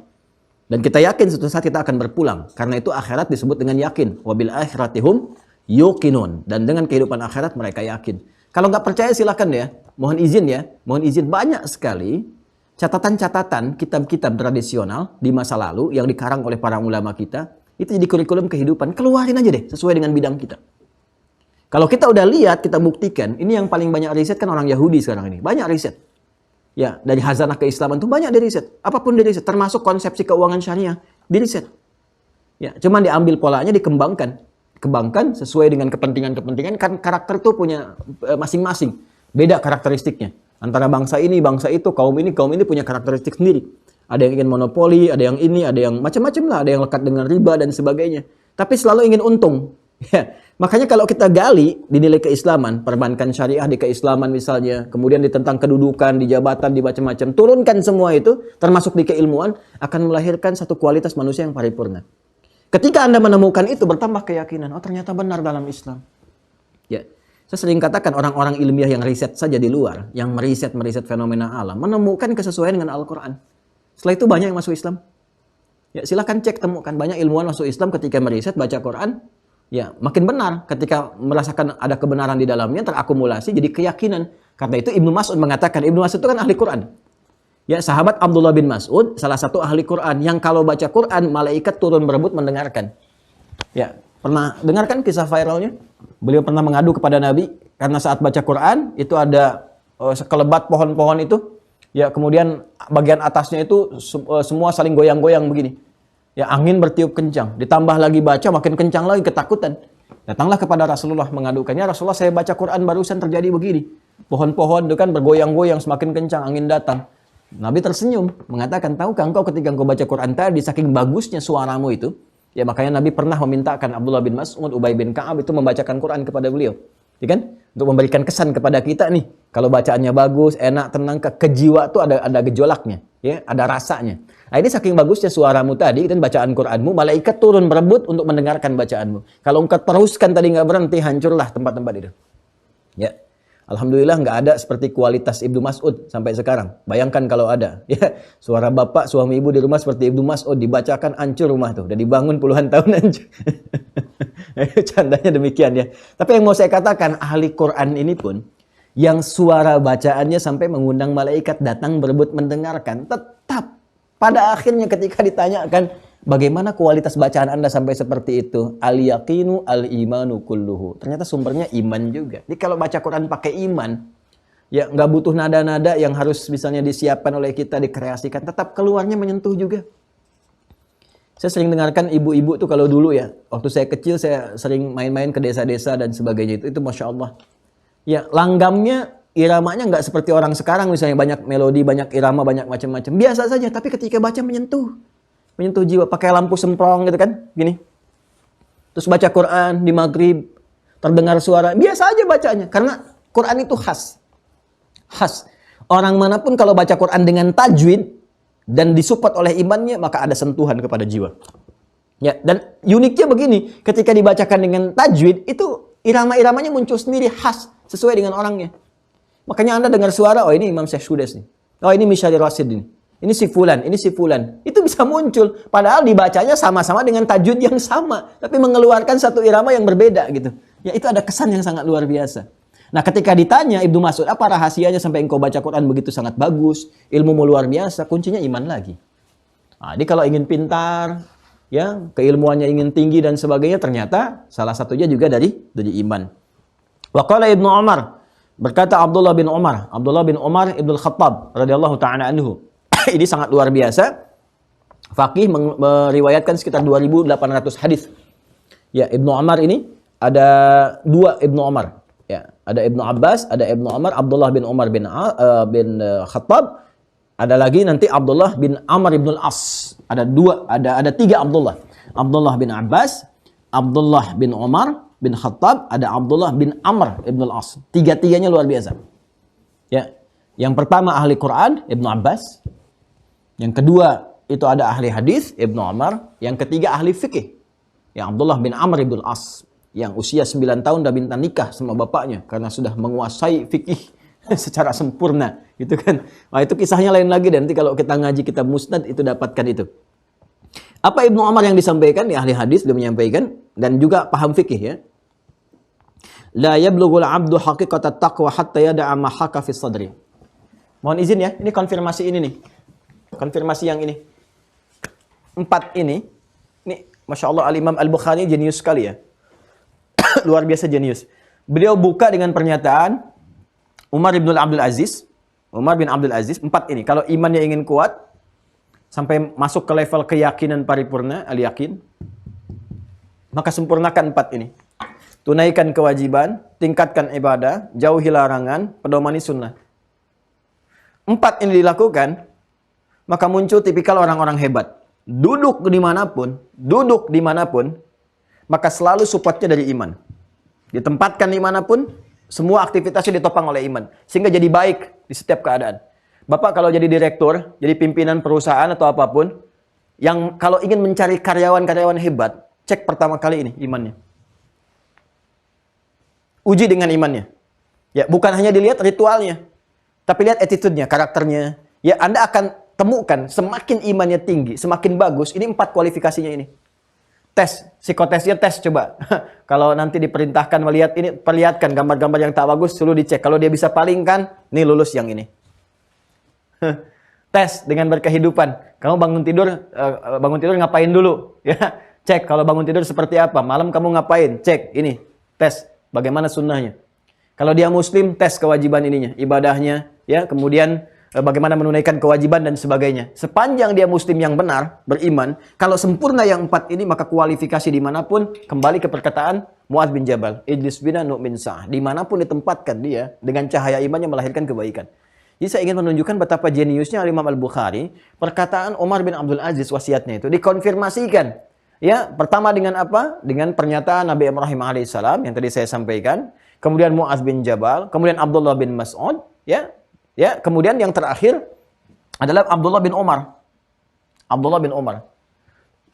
Apa pernyataan beliau? Kita bacakan kembali. Kita akan masuk kepada akhirnya.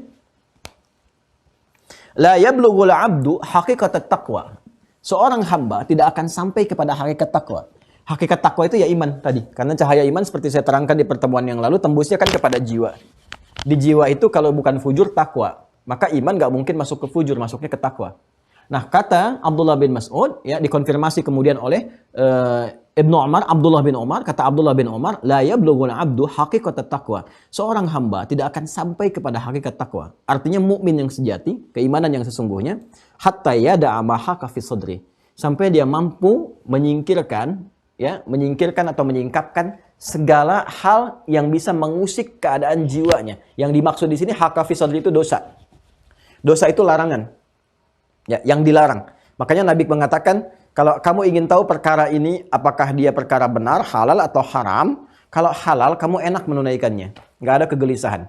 Dan nggak takut diketahui orang. Tapi kalau dosa, ya, kamu ingin uji, kalau perkara itu dosa, pertama ada kegelisahan dalam hati. Nggak akan tenang. Ya, Anda misalnya input data nih. Kalau datanya Anda masukkan, hati Anda gelisah, ada potensi salah di dalamnya. Ya, tapi kalau tenang, bagus, baik, berarti nyaman. Nggak ada masalah itu. Tapi kalau Anda sembunyi-sembunyi tapi takut diketahui orang, maka ada potensi dosa, bukan salah lagi.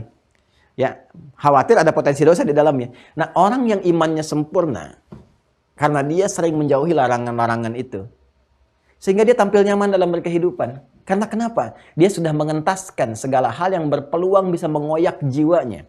Bisa mendatangkan kegelisahan dari perbuatan-perbuatan dosa tadi. Akhirnya dampaknya apa? Pribadinya terbuka.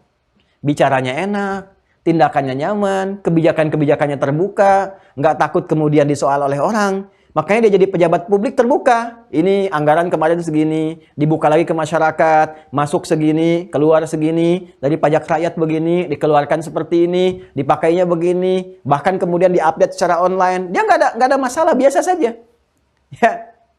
Jadi kalau orang-orang yang mampu kemudian memanage dirinya sehingga tampil kualitas iman yang bagus, maka hasilnya apa? Hasilnya terjadi kebijakan-kebijakan yang baik, yang paripurna, dan yang menenangkan bahkan kepada dirinya. Nggak akan mungkin kita mencapai derajat itu, kecuali salah satunya, kata beliau Ibnu Umar ini, berlatih meninggalkan segala yang dilarang.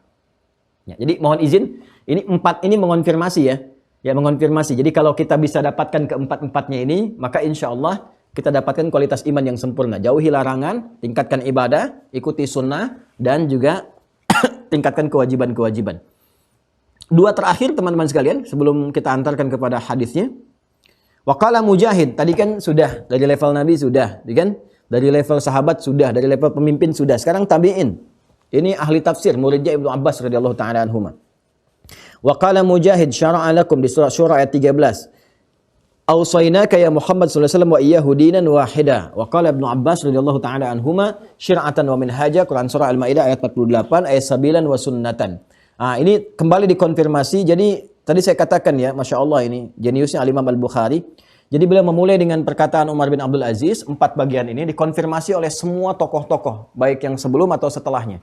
Ya, kayak Nabi Ibrahim kan sebelumnya. Setelahnya siapa? Ada tadi Ibnu Abbas, Mujahid, Ibnu Umar, dan sebagainya. Jadi intinya ingin disampaikan bahwa kalau orang benar-benar muslim yang taat, imannya itu betul, mengerjakan 4 pokok ini, yang bisa menguatkan keimanan. Kan materi kita sekarang ini, kita ingin mencoba menguatkan iman kan? Supaya imannya nggak naik turun kan? Kemarin kan kita gambarkan bagaimana iman bisa naik dan turun, kuat dan lemah. Sekarang kita ingin menguatkan imannya. Maka dikonfirmasi lewat pernyataan pertama kali oleh Umar bin Abdul Aziz, kalau ingin iman itu dikuatkan, nih kunci pokoknya 4 ini. 4 yang sudah saya sampaikan tadi. Yang 4 ini pun disimpulkan dari apa? Digali oleh Imam Al-Bukhari. Rahasianya dari mana ya? Umar bin Abdul Aziz mengetahui 4 hal ini. Maka dicari, ditemukanlah, oh ini. Bagian ini didapati di Al-Quran pernyataannya Nabi Ibrahim. Bagian ini disimpulkan, oh ini Ibnu Abbas yang pernah nyampaikan. Oh yang ini Ibnu Umar. Oh yang ini Mu'adz bin Jabal, yang ini Imam Mujahid dan sebagainya. Maka ditemukanlah dari semua itu, semuanya ternyata jadi orang-orang hebat di masa lalu. Mujahid ahli tafsir, gurunya Ibnu Abbas turjumanul Quran, Ibnu Umar ahli hadis paham fikih, Umar bin Abdul Aziz itu seorang pemimpin yang luar biasa, Mu'adz bin Jabal gubernur sukses, ahli fikih juga, ahli hadis juga, kan? Sahabat Nabi yang sangat mulia, Nabi Ibrahim Khalilullah. Ternyata semuanya itu pancaran derajatnya ketika dikonfirmasi dari mana mendapatkan itu, semuanya kembali kepada iman.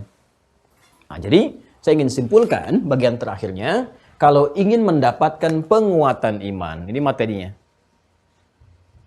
Nah, di akhir baru kita sadari kenapa kita bahas ini, kan? Kalau ingin mendapatkan penguatan iman, maka ini kuncinya 4. Dari yang 4 ini, tinggal pertanyaannya, semua kan tadi dikonfirmasi oleh tokoh-tokoh hebat. Bukankah semua tokoh hebat ini keseluruhannya nanti akan terkoneksikan pada ajaran Islam yang dibawa oleh Nabi Muhammad SAW? Kalau sudah dari Nabi Muhammad berarti ada kurikulumnya kan? Dan kurikulum itu ada pada hadis-hadis Nabi. Apa saja hadis-hadis yang disampaikan terkait dengan penguatan iman itu. Nah, ini yang mengantarkan kita kepada pembahasan hadis-hadisnya. Jadi pola Al-Imam Al-Bukhari menerangkannya pertama secara teoritis dulu. Ya kan? Ada 4 cara menguatkan iman seperti ini. Ya, beliau menerangkan dari pernyataannya Umar bin Abdul Aziz.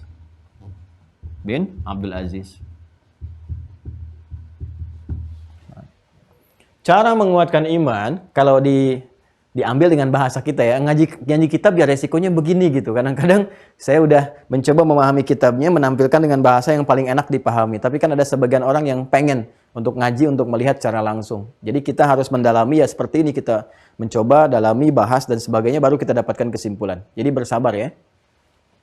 Secara teoritis, kalau ingin menguatkan iman, maka dikonfirmasi pertama, kita lihat kata Imam Al-Bukhari, menurut Umar bin Abdul Aziz, orang hebat di zamannya yang mewarisi kurikulum Nabi, dipraktikkan dalam pemerintahan yang sangat sukses, kunci penguatan iman itu ada 4. Ya, menjaga kewajiban-kewajiban, meningkatkan ibadah dengan sempurna, karena itu keluarkan ya aspeknya. Kemudian meninggalkan segala yang dilarang, 3. Kemudian ini mengikuti apa yang dipedomani dari sunnah Nabi. 4 ini saja. Tingkatkan kewajiban, jaga kewajiban, tingkatkan ibadah, jauhi larangan, pedomani sunnah Nabi. 4 ini saja. Kalau 4 ini dikerjakan dengan baik, maka terdapat penguatan iman. Jelas. Lalu diteliti oleh Al-Imam Al-Bukhari, dikonfirmasi. Ya, dari mana ini didapatkan 4 hal ini? Kan siapa saja yang pernah mempraktikkan ini? Maka beliau berikan contoh konfirmasi-konfirmasi penguatan iman itu dari mulainya dialognya Nabi Ibrahim alaihissalam yang nanti melahirkan hikmah penguatan akidah dulu. Jenius sekali. Sebelum kepada sikap, akidah dulu. Supaya diri ini betul-betul yakin bahwa semua harus terkoneksikan kepada Allah. Kan harus menantap dalam jiwa. Ya, untuk mengoneksikan diri kepada Allah harus menepikan yang lain yang dipertuhankan dulu. Maka kisah viral pertama yang beliau kutip kisah Nabi Ibrahim. Nanti untuk membantah dalam argumentasi kalau ada yang menuhankan yang lain-lain. Salah satu contohnya karena memang misalnya ini dipertuhankan karena punya keistimewaan seperti ini. Ini punya keistimewaan begini. Maka diturunkan langsung karena kisah Nabi Ibrahim kan viral. Berhadapan dengan patung didialogkan. Kenapa patung tidak bisa jadi Tuhan, kan? Ya, kemudian berhadapan dengan yang dipertuhankan dari kalangan manusia kan ada. Lalu didialogkan, kenapa ini nggak bisa jadi Tuhan? Dan itu akumulasi nanti di era Nabi Muhammad SAW lewat Al-Quran. Diturunkan dalil-dalilnya secara rasional yang pernah kita bahas. Silahkan direview di video-video yang lalu. Ya, secara logika bagaimana, kemudian secara nas seperti apa, dikomparasikan bagaimana sehingga menemukan Tuhan yang hak. Sehingga ini ditampilkan pertama kali kisah Nabi Ibrahim untuk menancapkan keyakinan kebertuhanan dulu dalam jiwa kita. Setelah itu baru kemudian amanat dari Mu'adz bin Jabal. Mu'adz bin Jabal. Ya, bahwa kalau iman ini sudah terakumulasi, sudah kuat, dibawa kemanapun, hasilnya akan sempurna. Sepanjang, kesini lagi, sepanjang konektivitas kita dengan Allah itu kuat, dilatih dengan 4 ini, dibawa kemanapun, bisa sempurna. Idris bina nu'min sa'ah. Ya. Kemudian diteruskan lagi kepada pernyataannya Ibnu Umar, Ibnu Mas'ud, 2 sahabat utama. Ya, bahkan dalam konteks mohon maaf sekali, bacaan Quran pun, ibadah pun itu bisa sempurna, bisa khusyuk, bisa enak, bisa nikmat, kembali aspeknya ke iman ini. Ya, kalau imannya sempurna, hubungan dengan Allah baik, maka bisa dinikmati. Bacaan Quran jadi enak, malaikat ikut menyimak, ya. Kemudian terasakan kenikmatan kebaikannya. Ibnu Mas'ud pun sang ahli Quran ketika ditanya, tetap jawabannya tuh kembali kepada iman yang paripurna. Al-yaqinu al-imanu kulluhu. Kan? Kemudian Ibnu Umar mengatakan, nggak akan mungkin kita sampai kepada hakikat iman yang bagus, mengonfirmasi ini lagi, kecuali bisa meninggalkan larangan-larangan Allah. Tadi yang saya katakan di awal, yang saya konfirmasikan. Kalau Anda ingin mendapatkan kualitas iman yang bagus, perilaku yang baik, coba berlatih dalam sepekan, tinggalkan segala yang dilarang. Apapun itu sesuai dengan profesi kita. Ya, akhirnya dikonfirmasikan oleh Imam Mujahid, seorang tabi'in, muridnya Ibnu Abbas. Ibnu Abbas yang disebutkan di bagian akhir, untuk mengonfirmasi jalur sanad dari keilmuan, bahwa ini semua 4 perangkat ini seperti digali di sini menunjukkan hakikat kebenaran Islam sebagai dinun wahid. Islam. Orang yang memeluk Islam disebut Muslim. Apa kesimpulannya? Kalau kita baca secara detail, kalau orang benar-benar Muslim yang baik, imannya dikuatkan, maka dibawa kemanapun dalam beraktivitas, pasti akan melahirkan pancaran-pancaran kebaikan. Itu maksudnya. Saya ulang ya. Kenapa ditutup dengan kalimat dinun wahid, dengan syariat Islam, ingin memberikan kesan bahwa, hey, seharusnya orang Islam itu menguatkan imannya. Sebagai pokok yang pertama dari Islam, syahadat. Syahadat dikuatkan. Kalau dia mampu menguatkan dengan 4 pokok ini, dibawa kemanapun pasti dia orang hebat. Jadi pemimpin hebat, jadi gubernur hebat, jadi tokoh agama hebat, Itu kan? Jadi macam-macam juga hebat dan pada akhirnya sempurna nilai kebaikannya dan mendapatkan ridha Allah sesuai dengan kapasitas-kapasitasnya masing-masing. Ini poinnya. Nah, sekarang pertanyaannya, bagaimana kurikulum meningkatkan ini semua? Yang tersambung keseluruhannya pada kurikulum pengajaran Nabi Muhammad SAW. Karena intinya ada di sini. Maka untuk mendapatkan ini kita harus cek pada hadis. Nah, hadis inilah yang mengonfirmasi kepada kita cara-cara penguatan iman. Sini. Ini mukaddimahnya. Sekarang baca hadisnya. Nah, inilah resikonya kalau kita mau ngaji kitab tuh kita teruskan seperti itu. Ya, kenapa baca satu dulu ya? Ya. Saya khawatirnya nanti ditanya, ngaji apa tadi sejam setengah? Mukaddimah. Baik. Al-babut tsani. Ya, yuk kita baca hadisnya satu aja. Bab du'aukum imanukum. Bab yang menerangkan tentang doa kalian itu adalah refleksi iman kalian. Ulang ya. Bab yang menerangkan doa kalian adalah refleksi iman kalian. Ya, bab tentang du'aukum imanukum. Doa kalian adalah refleksi dari keimanan kalian. Nanti saya terangkan ya, saya baca dulu. Liqaulihi azza wa jalla, masih ingat? Ya, metodologi Al-Imam Al-Bukhari pasti ayat Quran dulu kan, baru kemudian hadis. Hal ini didasarkan pada firman Allah Subhanahu wa taala, "Qul ma ya'ba'u bikum rabbi laula du'aukum." Quran surah ke-25 ayat yang terakhir, Al-Furqan. Quran surah Al-Furqan ayat 77. Ya, ini kalimat yang disampaikan oleh Nabi Muhammad SAW atas petunjuk Allah, turun wahyu, disampaikan kepada orang-orang musyrik ya. "Qul ma ya'ba'u bikum rabbi laula du'aukum." Katakanlah Muhammad SAW kepada orang-orang yang musyrik itu, pada orang-orang yang ingkar itu, Allah tidak akan pernah menerima apapun yang mereka sampaikan lewat ibadah mereka, kecuali, kan, doa hukum. Yang dimaksud di sini iman mereka. Kecuali segala hal yang dikerjakan, ibadah yang bersumber dari iman mereka. Wa ma'na doa fil lughati al-iman. Sedangkan arti dari doa secara bahasa adalah iman. Sebentar ya, saya bacakan hadis dulu, setelah itu saya terangkan. Qala haddatsana Ubaidullah bin Musa qala akhbarana Hanzalah ibnu Abi Sufyan an Ikrimah ibnu Khalid an Ibnu Umar radhiyallahu taala anhuma. Qala, ya, hadisnya dari Ibnu Umar, semoga Allah meridai kepada beliau dan ayahandanya. Ingatnya kalau Ibnu Umar tadi sudah saya terangkan berarti anaknya Umar bin Khattab. Ya, nanti saya terangkan kemuliaan beliau. Ya, pelan-pelan saya bacakan hadisnya dulu. Qala, Ibnu Umar pernah menyampaikan, qala Rasulullah sallallahu alaihi wasallam, Rasulullah sallallahu alaihi wasallam pernah bersabda. Ini mengonfirmasi yang judul awal tadi. Bunyal Islamu ala khamsin. Ya, Islam itu dibangun berdasar 5 pokok, 5 pondasi. Syahadati alla ilaha illallah wa anna Muhammadar Rasulullah.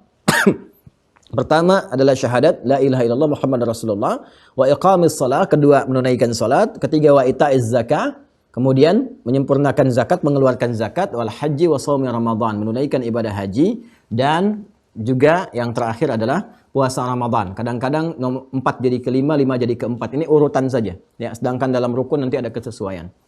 Hadis yang pertama. Saya terangkan ya dengan cepat ya.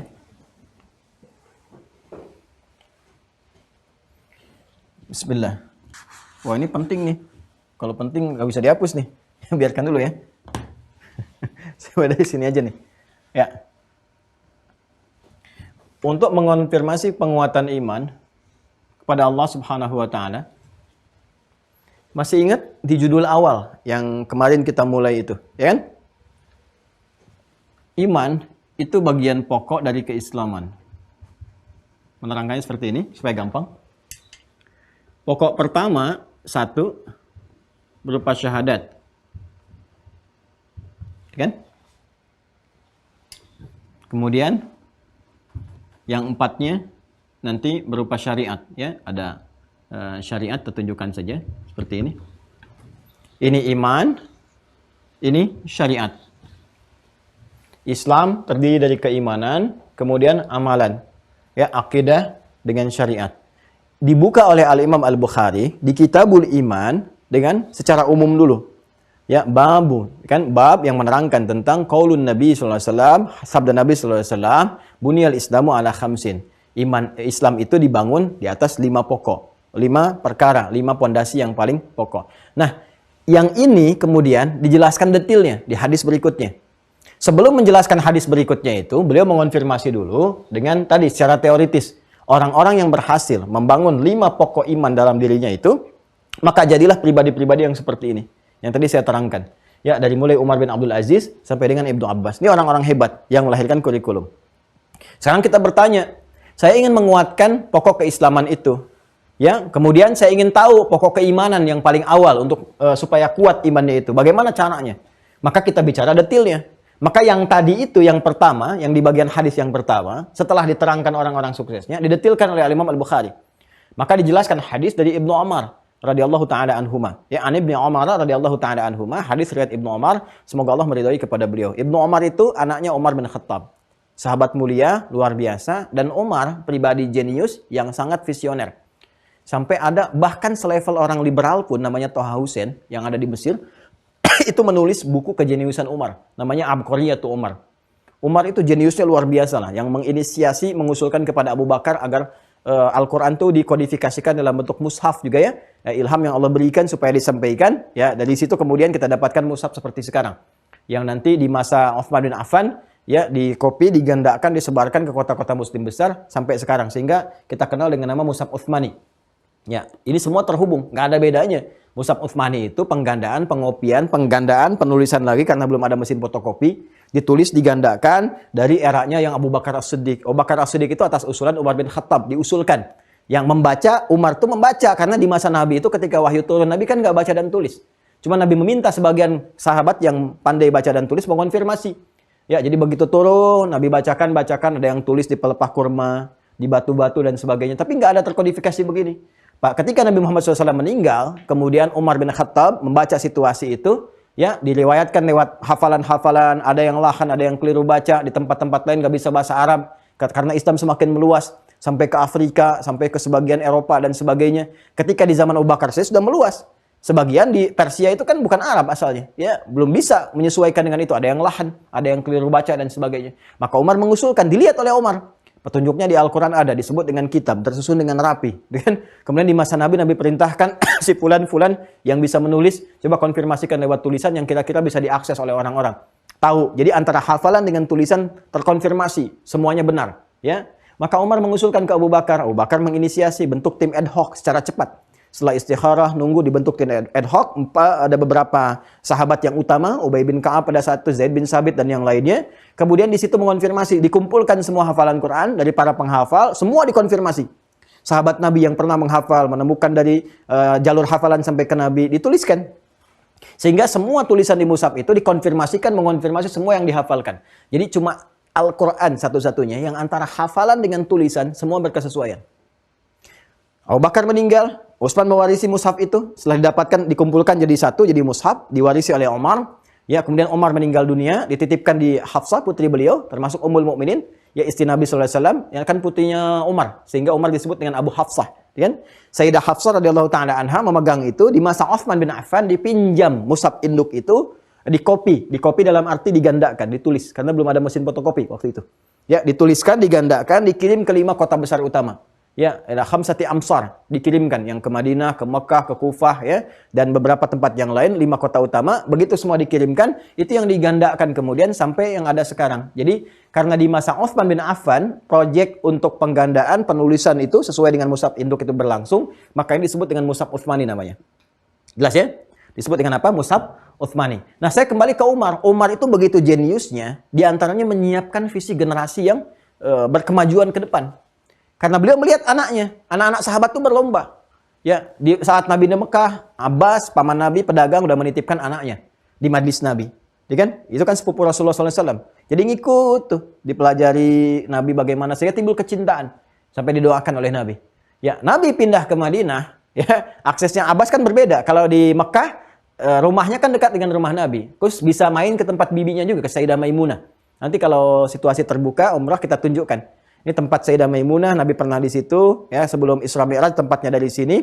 Geser sedikit tempatnya rumahnya Abbas. Di situ ada Ibnu Abbas. Ibnu Abbas belajar, kemudian Ibnu Umar, anaknya Umar. Kalau Abbas begitu, saya pun juga pengen anak saya ya dekat dengan Nabi, belajar dari Nabi dari kecil tuh disiapin. Itu kan generasi Abdullah semua. Maka apa yang terjadi? Umar pun sama, ketika pindah ke Madinah khususnya, Nabi kemudian berkehidupan, tinggal, yang sekarang ada Masjid Nabawi, yang Raudhah itu kan Nabi tinggal di situ. Itu kalau kita ke depan sedikit, maju ke depan, Keluar kan Babul Baqi, dari Baqi sampingnya Babu Jibril, itu tempatnya istri Nabi di situ. Ya, geser ke depan sedikit ke sana ke Alawi, yang ada pasar-pasar itu. Nabi pernah ngajak Al Hasan dan Al Husain jalan-jalan kalau tiap sore ke sana. Sebelah depannya kanan seperti ini yang ada tiang-tiang, itu rumahnya Umar bin Khattab. Umar di situ. Ya, bangun tempat, masangin jendela kamarnya itu yang menghadap ke tempat Nabi, disediakan kamarnya anaknya, yaitu Ibnu Umar, Abdullah bin Umar. Ini. Jadi Anda bayangkan, ya, kalau anaknya Abbas itu nunggu di majlisnya Nabi, datang-datang, anak saya ngintip dulu dari rumah. Ya, Nabi jalannya bagaimana? Sehingga nanti bisa dapat informasi lebih banyak daripada anaknya Abbas. Karena keluar rumah nanti, begitu keluar rumah udah kelihatan jalannya Nabi seperti ini. Nengoknya Nabi kalau dipanggil begini. Makanya nanti Ibnu Abbas, Abdullah bin Abbas dapat hadis 2000 hadis. Bapaknya hafal 200 hadis, anaknya hafal 2000 hadis. Nanti Ibnu Umar hafal 2800 hadis kurang lebih. Ya, Ibnu Umar karena dapat tambahan tadi. Yang lebih daripada ini nanti siapa? Anas bin Malik. Punya bapak namanya Malik, punya ibu namanya Malikah. Anaknya Abbas ya, nunggu di majlis. Anaknya Umar ngintip-ngintip, anak saya masuk ke tempat Nabi. Makanya datang, ini single parent nih. Suaminya meninggal tapi punya visi berkemajuan. Datang bawa anaknya, ya Rasulullah anak saya ini cekatan. Katanya mohon terima jadi pembantu Anda. Nabi tersenyum mengetahui karena apa? Karena tahu. Ini pengen belajar. Makanya belajar mendampingi Nabi dalam berkehidupan. Dan banyak hadis didapatkan. Saya ingin masuk ke sini. Maksud saya kenapa saya terangkan dulu terlebih dahulu tentang sanad. Seperti janji saya dulu.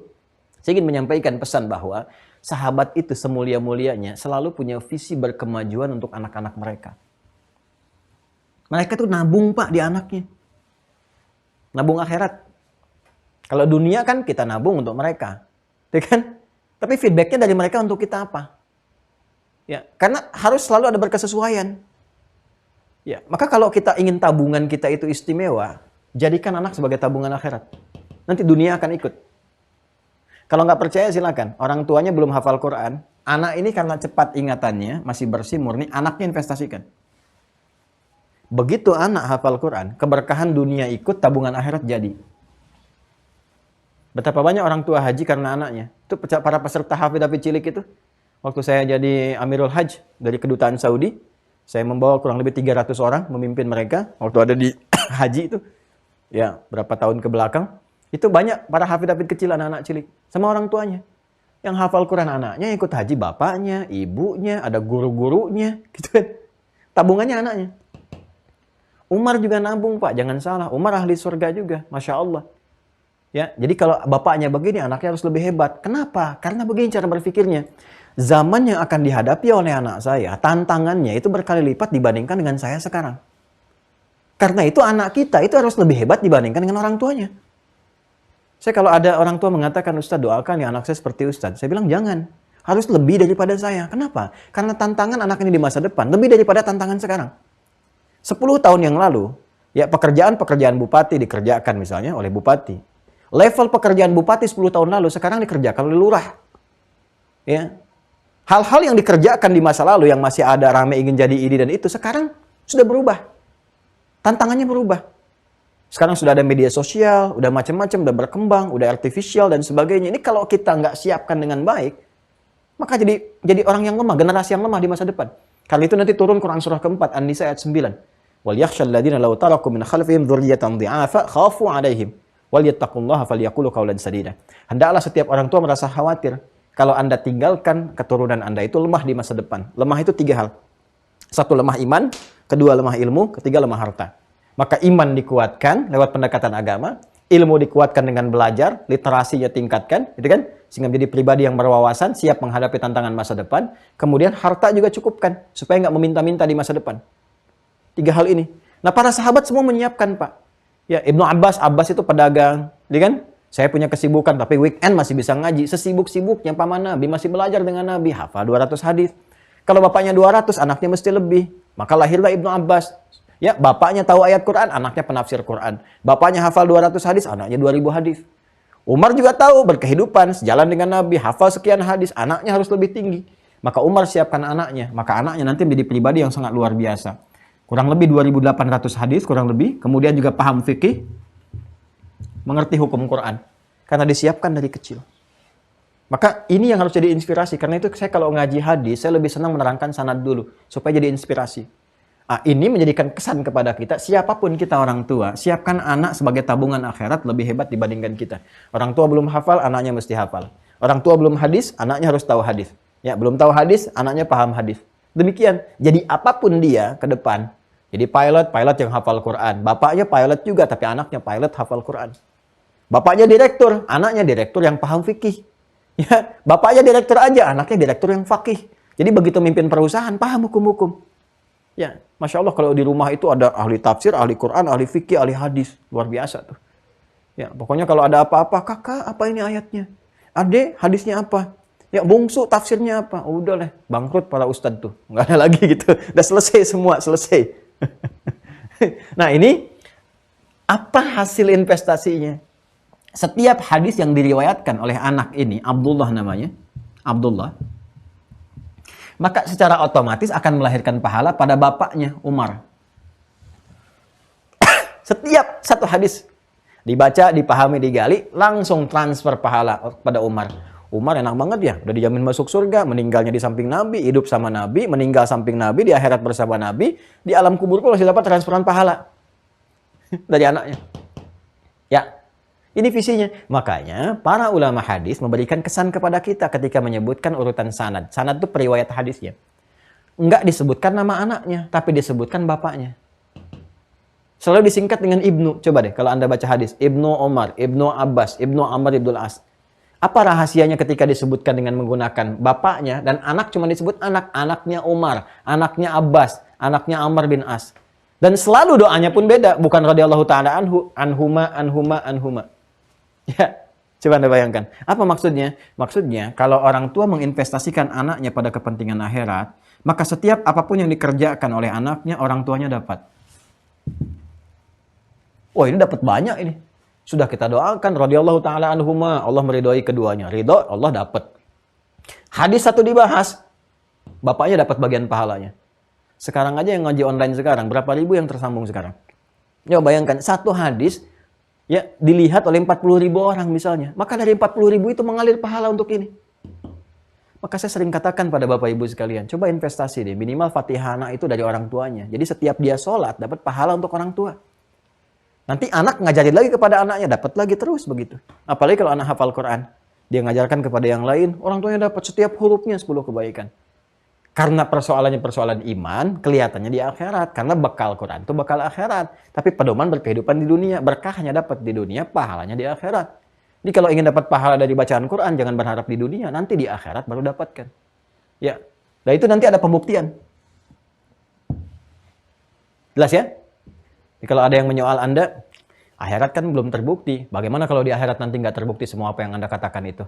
Ya, Anda jawab aja, saya tidak lebih rugi daripada Anda yang mendapati kehidupan akhirat itu ternyata nyata dan terbukti. Paham ya? Paham atau pusing? Jadi kalau ada orang ateis atau siapa mengatakan kepada Anda, gimana kalau di akhirat nanti nggak terbukti hasil dari sholat Anda, hasil dari puasa Anda, hasil dari ngaji Anda? Gimana kalau nggak terbukti, surganya nggak ada dan sebagainya? Sampaikan, saya tidak lebih rugi dibandingkan dari Anda yang mendapati akhirat itu ternyata terbukti nyatanya. Jelas ya? Karena itu kita yakin. Nah, apa hadis yang dibahas ini? Yang akan melahirkan pahala bagi anak dan bapak ini, mengonfirmasi judul pembuka di Kitabul Iman, kitab yang kedua. Ya, apa konfirmasinya? Di sini disampaikan qaulun Nabi sallallahu alaihi wasallam, sabda Nabi sallallahu alaihi wasallam, bunyal Islamu ala khamsin. Islam dibangun di atas 5 pokok. Apa yang 5 ini? Maka dikonfirmasi lewat hadis ini. Qala Ibnu Umar radhiyallahu taala anhuma, dari Ibnu Umar semoga Allah meridai kepada beliau menyampaikan qala Rasulullah sallallahu alaihi wasallam, ya Rasulullah sallallahu alaihi wasallam bersabda, bunyal Islamu ala khamsin. Islam itu dibangun atas 5 pokok. Syahadati alla ilaha illallah wa anna Muhammadar Rasulullah. Pertama adalah pokok iman ini. Ya, syahadatain. Jadi kalau mau kokoh keislamannya sebagai seorang muslim, maka kuatkan imannya. 1, pondasi 1. Wa iqamis shalah, kemudian syariat, salat. Wa itaiz zakat. Ya. Kemudian haji dan shaum Ramadan. Ya, haji dan puasa Ramadan. Nanti di riwayat lain, Ramadan nomor 4, puasa nomor 4, haji nomor 5. Nanti ada hikmah. Kenapa ini urutannya seperti ini? Ada hikmahnya. Ya. Nah, singkatnya, nanti ini kita pelajari di fikih. Singkatnya, Ibnu Umar mengonfirmasi pondasi keislaman yang disampaikan oleh Nabi itu ada 5. Ini pondasi, saya ilustrasikan begini. Pondasi. Kalau pondasi, seperti saya terangkan kemarin, berarti ini kan akar sesuatu untuk membuat bangunan di atasnya. Tiang-tiang, gitu kan? Dan ada bangunan, temboknya, atapnya, sampai gentengnya, dan sebagainya, sehingga tumbuh bangunan yang indah. Nah, bangunan ini disebut dengan bangunan Islam. Nanti ada gentengnya, catnya, dan sebagainya. Tampilan yang kelihatan dari luar disebut dengan akhlak. Ya, tiang-tiangnya disebut dengan ibadah. Tiang kokoh bangunannya disebut dengan ibadah. Makanya tiangnya nanti ada sholat. As-sholatu imaduddin. Ya, tembok-temboknya nanti ada zakat. Atap-atapnya nanti ada puasa Ramadan. Kelengkapannya ada haji. Tampilannya disebut dengan akhlak. Tapi semua bangunan ini tidak akan pernah kokoh kecuali ada pondasinya. Yang paling pokok yaitu pondasi iman. Pondasi syahadat. Jadi sebelum menerangkan tentang penguatan iman ini, Rasulullah ingin mengonfirmasikan kepada kita, orang Islam yang baik, maka bangunan pokok keislamannya itu mesti kokoh, mesti baik. Kuatkan imannya, tingkatkan syariatnya, kewajibannya, ikuti cara mengerjakannya lewat tuntunan sunnah. Hadis ke sini. Tarik. Nah sekarang kalau kita bertanya, ya Rasulullah, bangunan ini tidak mungkin kuat kecuali pondasinya kuat. Pondasi itu pondasi iman. Syahadat, syahadu an la ilaha illallah, syahadu anna Muhammadar Rasulullah. Bolehkah diberikan kepada kami informasi bagaimana cara menguatkan iman ini? Yang sebelumnya kisi-kisinya Al-Imam Al-Bukhari sudah dibocorkan. Nih 4 ini. Lewat pernyataan Umar ibn Abdul Aziz. Ya kan? Boleh nggak disampaikan rinciannya kepada kami? Apa saja perkara-perkaranya? Apa saja kurikulumnya? Kurikulum penguatan iman. Perkara-perkaranya. Kalau satu disebut amrun. Kalau banyak disebut umurun. Jamak dari kata amrun. Jamaknya disebut dengan umurun. Karena itulah setelah menerangkan hadis ini, mengonfirmasi yang ini, diterangkanlah kemudian kurikulum, aspek-aspek, perkara-perkara, hal-hal yang mampu menguatkan iman. Maka selanjutnya, bab umurul iman.